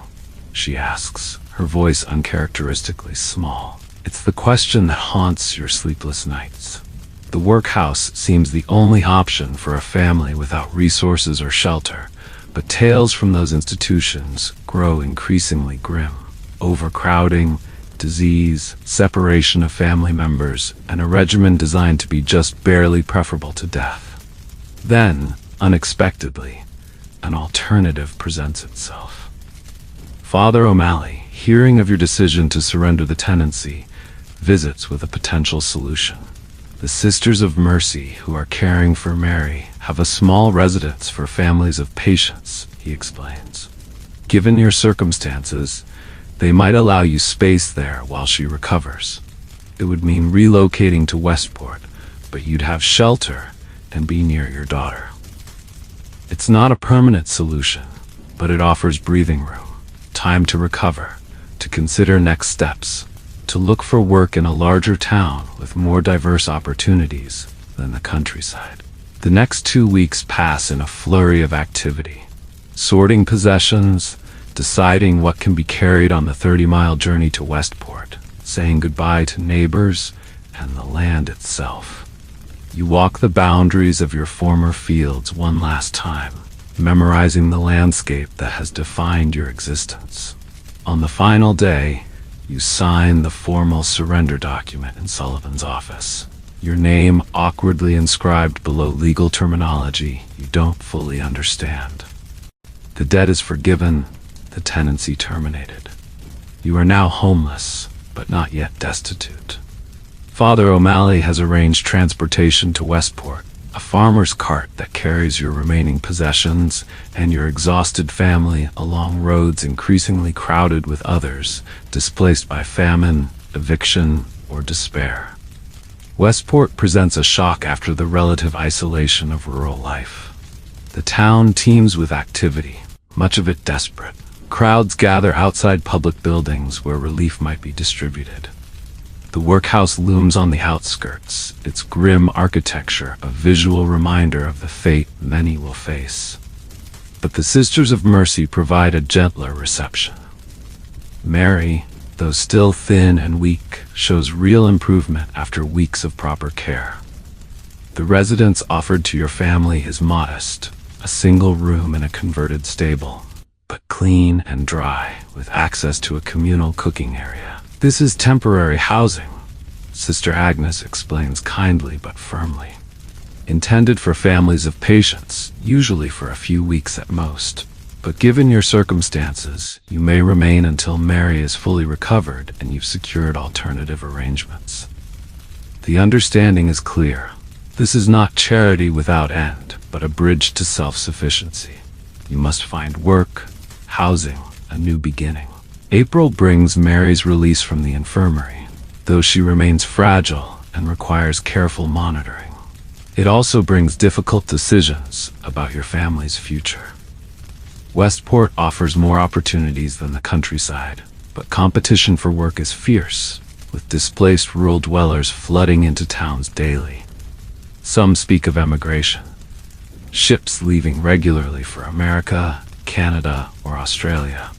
The passage costs remain prohibitive, but rumors circulate of assisted emigration schemes for those willing to venture to distant colonies. Others consider the workhouse as a temporary measure, a place to shelter and feed their families while seeking more permanent solutions. The conditions are harsh, but survival sometimes requires painful choices. Your family has survived the winter and found temporary refuge, but permanent security remains elusive. With conditions deteriorating at home and reports from Westport suggesting better access to relief, you make the difficult decision to join Aiden in the port town. It means abandoning your holding, the land your family has farmed for generations. But clinging to the past may mean sacrificing the future. We'll go together, you tell Bridget. Aiden has secured a foothold there. Perhaps we can build on that. The preparations are hasty but deliberate. You pack what can be carried: clothing, cooking utensils, family mementos, tools that might prove useful. The heavier items must be left behind or sold for whatever they might bring in a market flooded with similar offerings. You make no formal surrender of your tenancy to Mr. Sullivan.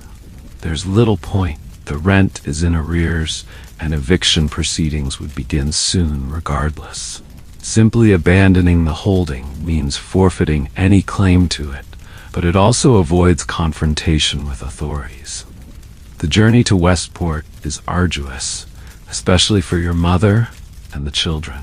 30 miles of winter-rutted roads take 3 full days to traverse, with nights spent in barns or outbuildings when sympathetic farmers allow it, or in the open when they don't. You encounter others making similar journeys, entire families on the move, their possessions strapped to backs or piled on handcarts. Some head to towns in search of relief, others toward ports with hopes of emigration. All wear the same expression of desperate determination. Aiden's letters have described Westport's location, and you make your way to the chandler's shop where he lodges with cousin Declan. The reunion is joyful, despite the circumstances, Aiden's face lighting up at the sight of his family, his thin arms thrown around his siblings. Declan's welcome is more reserved. His single room above the shop already accommodates himself and Aiden. Adding 4 more people is impossible. I can speak to my employer, he offers after considering the situation. There's a storage room behind the shop that's rarely used. No windows, mind you, and damp, but it would keep you out of the elements while you look for something better. It's far from ideal, but better than the streets where many displaced families now sleep. You accept gratefully, and that night, your family crowds into the small, windowless space, spreading your few blankets on the hard floor. Despite the discomfort, there's relief in being together again, in having found shelter, however temporary. The next days reveal both opportunities and challenges in Westport. The town, as a port and commercial center, offers more diverse employment possibilities than the countryside. Relief efforts are more organized, with soup kitchens operating daily and charitable organizations distributing food and occasionally clothing. But competition for both work and aid is fierce. Hundreds of rural refugees crowd the town, all seeking the same limited resources. Disease spreads rapidly in the overcrowded conditions. Typhus, dysentery, and relapsing fever claim lives daily. Aiden continues his work cleaning fish, now sharing his meager earnings with the family. You find occasional day labor on the docks, unloading ships, or helping with repairs. Bridget takes in mending when she can get it, while caring for the younger children and your increasingly frail mother. The storage room proves problematic as a long-term dwelling. The persistent dampness worsens your mother's cough, and baby Colm develops a wheeze in his chest. But alternatives are few. Rents in town have soared with increased demand, and even the most squalid accommodations command prices beyond your means. In late February, your mother's condition deteriorates sharply. Her cough deepens, and fever sets in. Dr. Lynch, a local physician who sometimes provides free care to the destitute, examines her with a grim expression. Pneumonia, he diagnoses, made worse by the conditions here. He prescribes a tonic you can barely afford and recommends better ventilation, warmth, and nourishing food, all impossibilities in your current situation.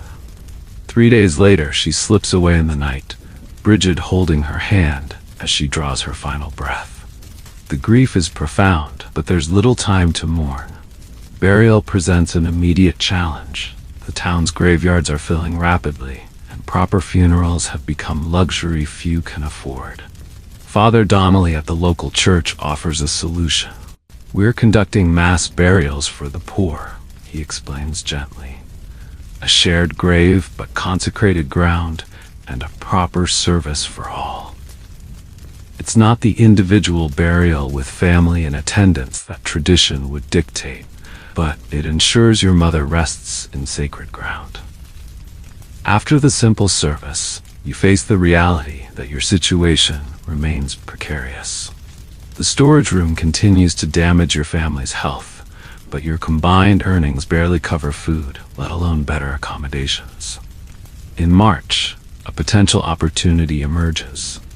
Ships bound for America dock regularly in Westport Harbor, and some captains seek able-bodied men to work as crew in exchange for passage. It would mean leaving your family behind temporarily, but with the promise of sending for them once established in America. Alternatively, the government has established more substantial public works in the area. Road building and harbor improvements that offer steadier employment than day labor, though the wages remain barely adequate for survival. Or there's the workhouse, the last resort for many, but one that would at least provide shelter and regular meals for your family, albeit at the cost of family separation and personal liberty. After careful consideration, you decide that having Aiden return home is the best course of action, despite the additional mouth to feed. The family's strength lies in staying together, and reports of deteriorating conditions in Westport, particularly the spread of disease in crowded quarters, heighten your concern for your son's safety. You write a brief letter, your handwriting labored but legible, asking Aiden to return home. A traveling peddler agrees to deliver it to Westport for a few precious pennies, money you can ill afford but spend without hesitation. 2 weeks pass with no response, stretching your worry to near breaking. Then, one evening as dusk approaches, a small figure appears on the road leading to your cabin. Even at a distance, you recognize your son's gait. You rush to meet him, embracing his thin frame with a mixture of relief and shock at how much weight he's lost in the months away. "Uncle Declan has the fever," Aiden explains after reuniting with his mother and siblings. "Half the people in his building are sick. He told me to go before I caught it too." The news confirms your decision was right, though the circumstances of Aiden's return are grimmer than anticipated. Typhus, famine fever, or road fever as some call it, spreads rapidly in overcrowded conditions, carried by lice that thrive among the weakened and unwashed. Aiden's return means another portion from your dwindling food stores, but it also brings an unexpected benefit. During his time in Westport, he learned to fish from the town's harbor walls, a skill he's eager to apply to the river that runs a mile from your cabin. "The older boys showed me how to make hooks from needles," he explains, demonstrating the technique, "and which bait works best for different fish." This new skill proves valuable as winter deepens. Though the river yields less in cold months, Aiden's persistent efforts bring occasional fish to supplement your meager diet. He also shares information about relief efforts in Westport, soup kitchens, Quaker food distribution, and the operations of the workhouse. "Some families got meal every week from the Quakers," he reports. "They didn't ask what church you attended, just how many mouths needed feeding." This intelligence prompts you to investigate whether similar relief might be available closer to home.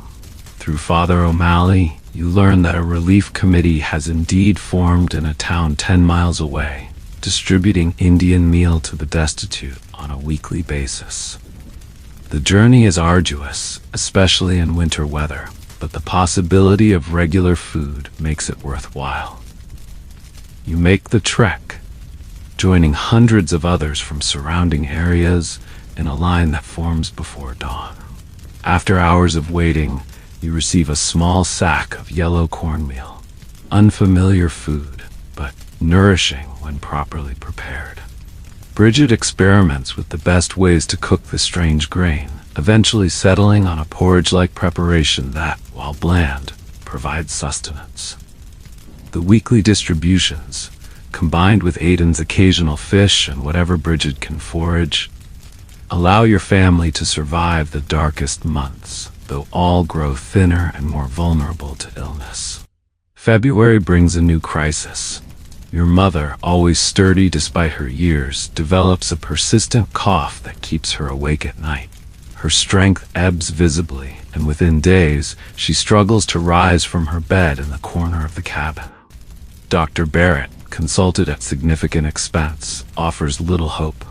Pneumonia, he diagnoses grimly, made worse by malnutrition and cold. He prescribes a tonic you can barely afford, and recommends better food and warmth, impossibilities in your current situation. Despite your best efforts, extra blankets, slightly larger portions of the precious food, herbal remedies Bridget prepares, your mother slips away one night in late February.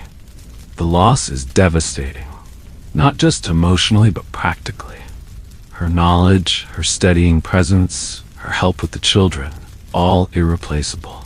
Burial presents its own challenges in the frozen ground with your weakened body. Aiden helps as best he can, and neighbors assist despite their own hardships. She's laid to rest in the small churchyard where generations of your family lie, Father O'Malley performing a simple service. March brings both hope and new worries. The government announces changes to relief efforts. The public works programs will be phased out, replaced by direct food distribution through soup kitchens. This promises more efficient aid, but increases dependency on systems already strained beyond capacity. Reports from across Ireland grow increasingly dire. Entire villages stand nearly empty, their populations dead or departed. Disease now claims as many lives as starvation. Those who can flee do so, to towns, to ports, to ships bound for America or Australia, anywhere that offers a chance of survival. Your own family has endured the worst of winter, but spring brings critical decisions. The planting season approaches, but many lack seed potatoes or are afraid to plant them given the previous year's blight. Some fields lie abandoned, their tenants dead or fled. With your family's situation becoming increasingly desperate, you decide to apply for the government's public works scheme. The pay is low, 8 pence a day, but it represents reliable income when other options have disappeared. Registration takes place at the magistrate's office in the nearest market town, 5 miles from your cabin. You join hundreds of other men, gaunt, determined, desperate, crowding the square outside the building. Officials attempt to maintain order, but the press of bodies and the stakes involved create a tense atmosphere. Hours pass before you reach the front of the line. The registrar, a harried man with ink-stained fingers, barely looks up as he records your details. Name, age, address, number of dependents. The questions come in rapid succession, your answers noted in a ledger. Report to the Western Road Project tomorrow at dawn, he finally says, stamping a card that serves as your employment authorization. Bring your own spade if you have one. No work, no pay. The walk home seems shorter, buoyed by the promise of income, however meager. Bridget receives the news with cautious relief. 8 pence won't feed a family adequately, but it might prevent starvation. The work itself proves brutal, especially for a body already weakened by months of insufficient food. You join dozens of men breaking stones, digging drainage ditches, and building embankments for a road expansion project. The overseer, a hard man but not cruel, pushes the work forward relentlessly. The government pays for completed sections, he explains when questioned about the pace.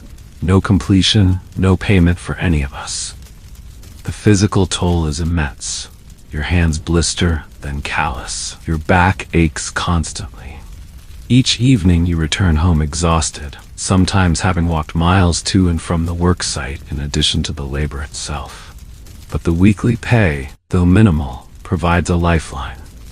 You can purchase meal at the government depot, occasionally supplemented with salt fish or whatever Bridget manages to forage. The children remain thin, but the hollow-eyed starvation look begins to fade. February brings increased challenges. Heavy rains make the work more difficult and dangerous. Men slip in mud, tools break, progress slows. Payment depends on productivity, so earnings decrease just when needs increase. More fuel required for warmth, more food needed to maintain strength in harsh conditions. Disease becomes a growing threat. Men working close together, already weakened by hunger and exertion, easily spread infection. Famine fever, typhus, claims several of your co-workers. Others develop dysentery or chest infections that leave them too weak to work. Your own health remains precarious. A persistent cough develops, worsened by days spent in cold rain and damp clothing.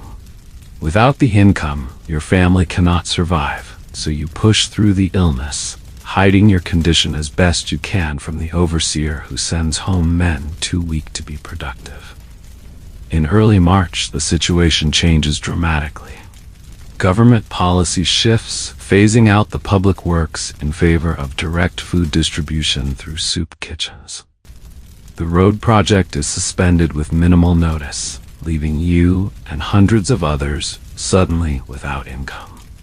Report to the relief committee in the parish center, the overseer announces on the final day. They'll begin food distribution next week, 1 ration per family member, collected weekly. The new system has advantages and disadvantages. The soup kitchens provide food directly rather than wages that barely cover necessities. But the loss of employment, however inadequate, represents a further erosion of dignity and self-determination. The first distribution day reveals other problems. The lines form before dawn, people waiting hours for their allotment.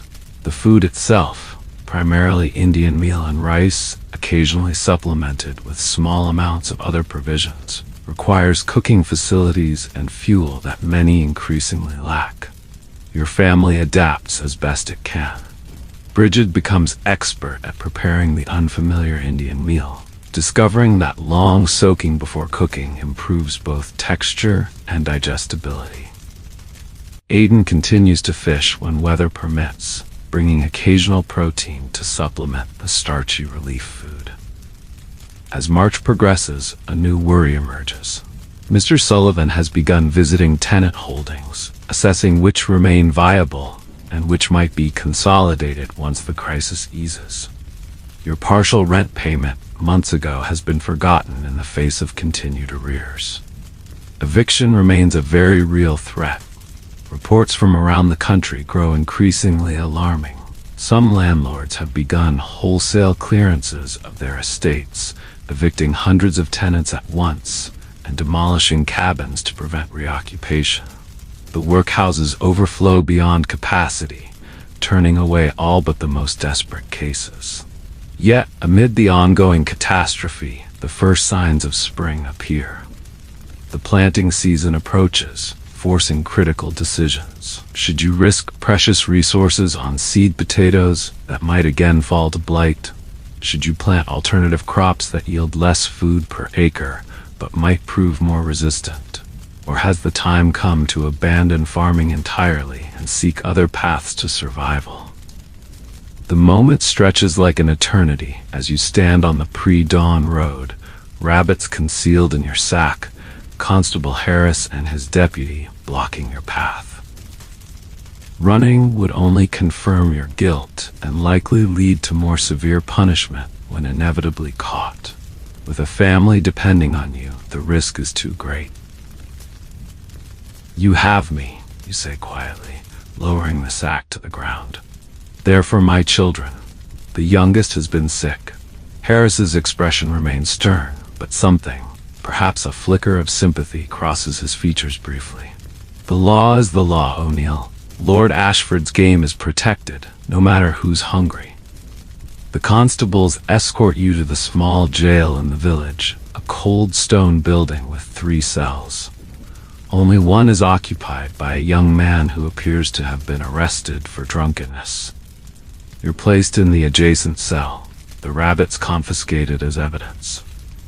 The magistrate holds court tomorrow, Harris informs you. You'll be charged then. Alone in the damp cell, you contemplate the consequences of your actions. Poaching is treated severely, partly to protect landowners' property, partly to discourage the hungry from taking matters into their own hands during the growing crisis. Penalties range from fines, impossible for you to pay, to imprisonment, to transportation to penal colonies for repeat or serious offenders. Mourning brings no relief, only the growing worry about your family. Bridget will be frantic with concern, and the children will go hungry without your contribution. The small jail provides a meager breakfast, a cup of thin gruel, that only emphasizes the precariousness of your situation. At midday, you're brought before Magistrate Wilson, no relation to Squire Wilson, in the village courthouse. The proceeding is brief and formal. Constable Harris presents the evidence: the rabbits, your early morning presence near the estate woodlands, your own admission. No witnesses are called. None are needed. How do you plead to the charge of poaching game from Lord Ashford's estate? The magistrate asks. Denial would be futile. Guilty, Your Honor, you reply, standing straight despite your exhaustion and hunger. But I ask for mercy. My family is starving, my youngest child ill. The magistrate's face shows little reaction. He's heard similar pleas daily as the famine drives more to desperate measures. He consults a ledger before pronouncing sentence. This being your first offense, and considering the current circumstances, I sentence you to 1 month's imprisonment or payment of a fine of 20 shillings. The fine is impossible, nearly a month's wages in normal times, an astronomical sum in the current crisis. Prison is the only option, though it means leaving your family without support for 30 days. As you're led back to the cell, an unexpected visitor arrives. Father O'Malley, who has heard of your arrest. I've spoken with Bridget, he assures you. The church will provide what help we can to your family while you're detained. I've also approached Squire Wilson, who has agreed to hire Aidan for light work around his stables. Just messages and such, but it will bring in a few pennies. The priest's intervention provides small comfort. Your family will struggle greatly without you, but they won't be entirely abandoned. The month of imprisonment proves a strange experience. The jail is increasingly crowded as more are arrested for theft, poaching, or vagrancy, all crimes of desperation rather than malice. The food, while inadequate, is at least regular. 2 meals daily of thin gruel or soup, occasionally supplemented with a piece of bread. Some prisoners actually improve physically during their incarceration, having eaten more consistently than before arrest. Your concern remains fixed on your family. Father O'Malley visits weekly, bringing news that both reassures and worries. Bridget manages as best she can, supplementing church charity with foraging and Aidan's small earnings. But Mary has developed a cough and your mother grows weaker. Release day finally arrives in early February. You emerge from jail thinner, but paradoxically stronger than when you entered, the regular meals having provided some stability despite their poor quality. The walk home seems interminable, anxiety building with each step.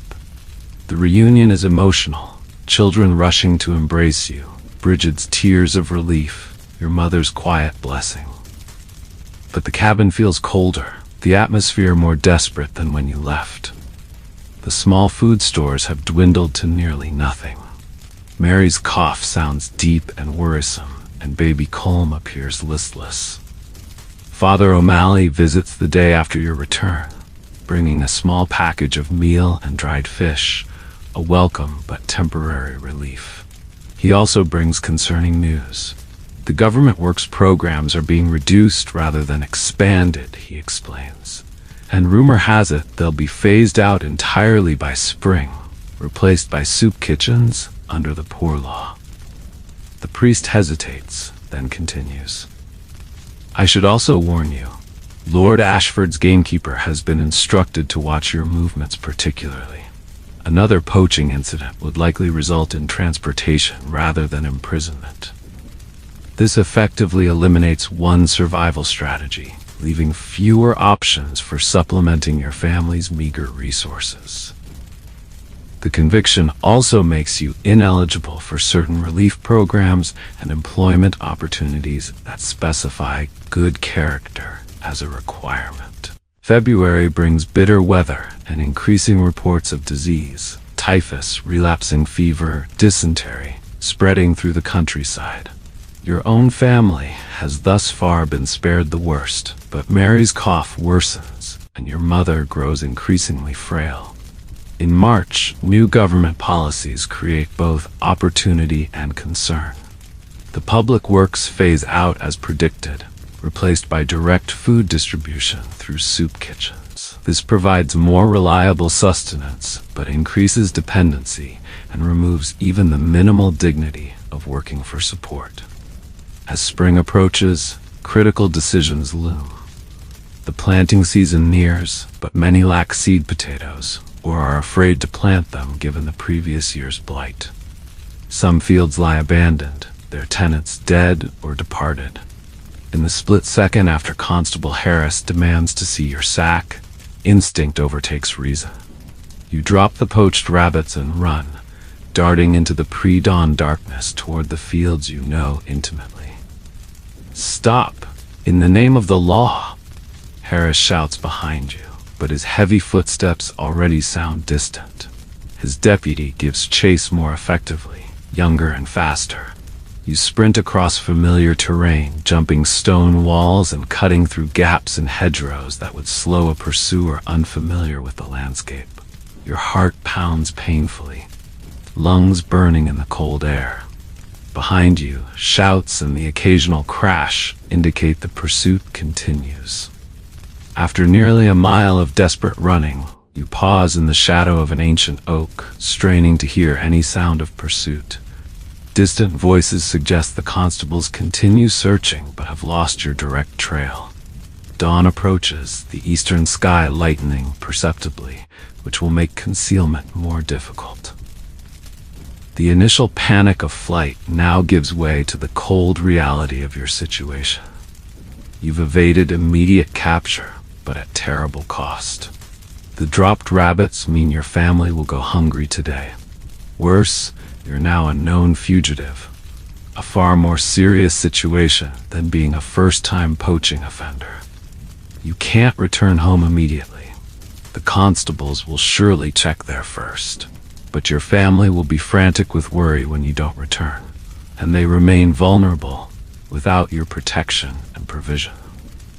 Moving carefully through the increasingly light landscape, you make your way to a concealed spot near enough to observe your cabin without being easily seen. By mid-morning, your fears are confirmed. Constable Harris and 3 deputies approach your home. From your vantage point, you watch them question Bridget, search the premises, and finally depart, leaving your wife looking worried at the threshold. For 3 days, you remain hidden, moving between outbuildings of sympathetic neighbors who provide minimal food and information without asking questions. You learn that a warrant has been issued for your arrest, with the charge escalated from simple poaching to resisting arrest and evading capture. On the 4th day, under cover of pre-dawn darkness, you risk a visit home. Bridget's relief at seeing you quickly transforms to fear and then resignation as you explain the situation. They've been back twice more, she confirms. They say the penalty will be worse now, Transportation likely, not just imprisonment. The children watch wide-eyed from their bed as you and Bridget discuss limited options. You cannot remain a fugitive indefinitely. The strain on your family is too great, and eventually you would be caught.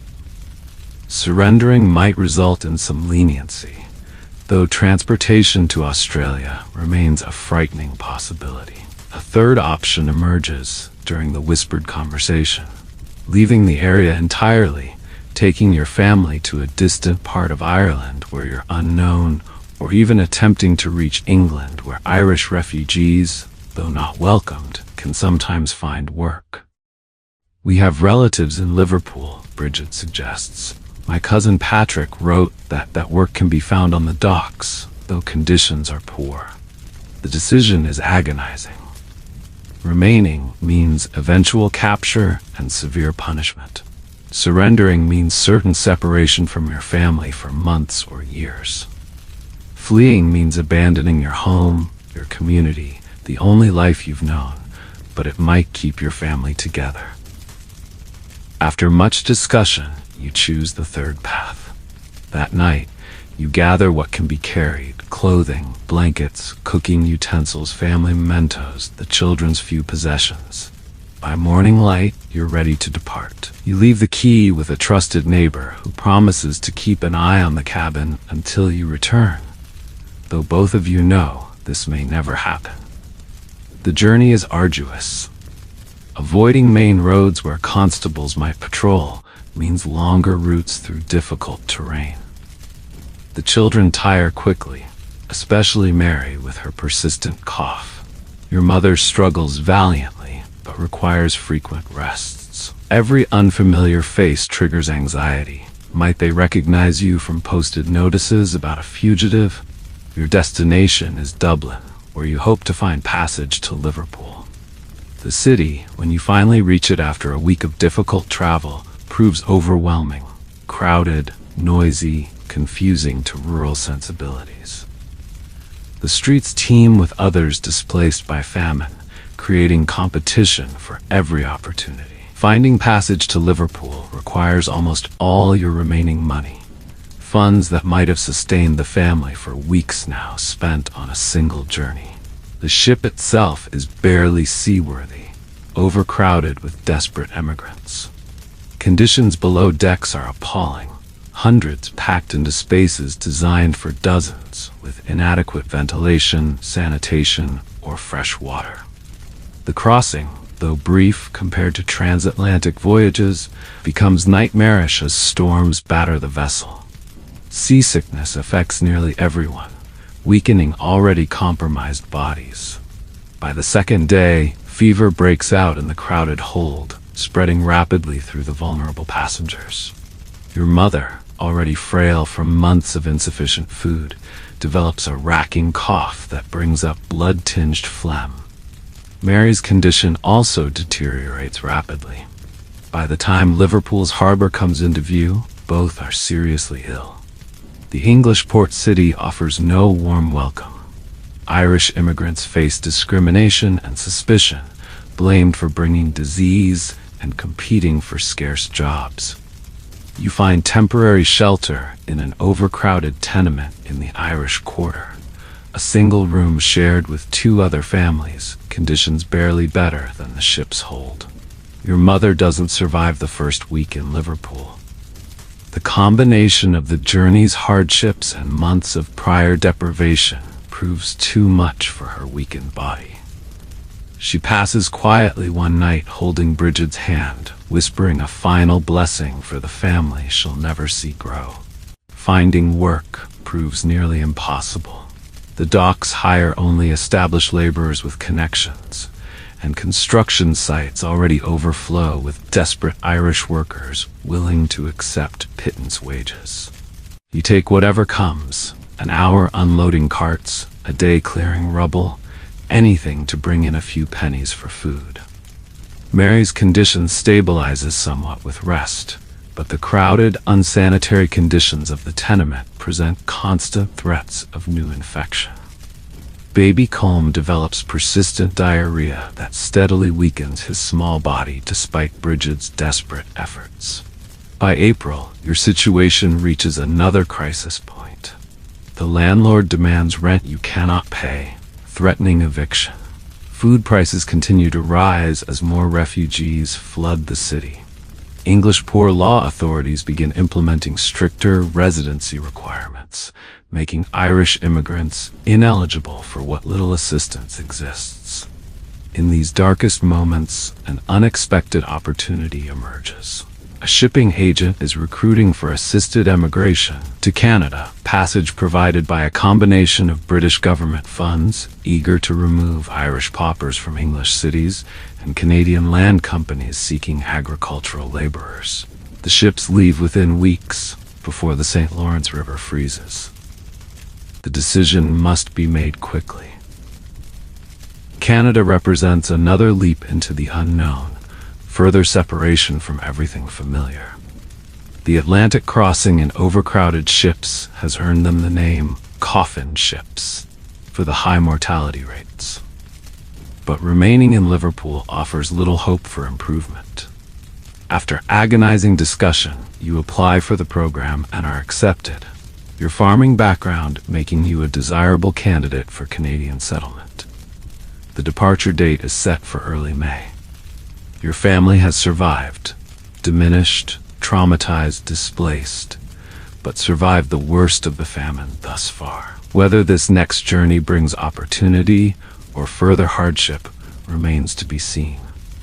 The sun sets on a different horizon now, casting long shadows across a landscape you've learned to call home, though Ireland remains alive in your memories and stories. Your journey of survival through the Great Hunger has left permanent marks, both visible and invisible. The family that sits around your table tonight is not the same that huddled in that small cabin in County Mayo in 1845. Some faces are missing, carried away by hunger, disease, or the brutal journey of emigration. New faces have joined, children born in this new land, carrying Irish blood but never having seen Irish soil. Surviving the famine required impossible choices, moral compromises, and sacrifices that still haunt quiet moments. It demanded resilience beyond what you believed possible, and forced adaptations that transformed your identity. The person who first noticed the strange spots on potato leaves in September 1845 is not the same person who now looks back on those events. When your children ask about Ireland, you tell them of its beauty and traditions, but also of the systems that made the potato blight into a human catastrophe. The colonial policies, the land ownership structures, the social hierarchies that determined who would eat and who would starve. In your lifetime, you witnessed one of history's great tragedies: 1 million dead, another million fled, a culture devastated, a language nearly extinguished, ancient ways of life obliterated. Yet here you sit, testimony to the possibility of survival against overwhelming odds. As darkness falls and you look upon the faces of those who continue your lineage, you understand that survival itself was your triumph. In a time when death claimed so many, you made the difficult choices and endured the unendurable to ensure that the story continued, that something remained when the hunger finally ended. Could you survive the Irish potato famine? You did. And in that survival lies both tragedy and hope, the legacy you leave to generations who will never know hunger as you knew it, but who carry within them the strength that such hunger reveals.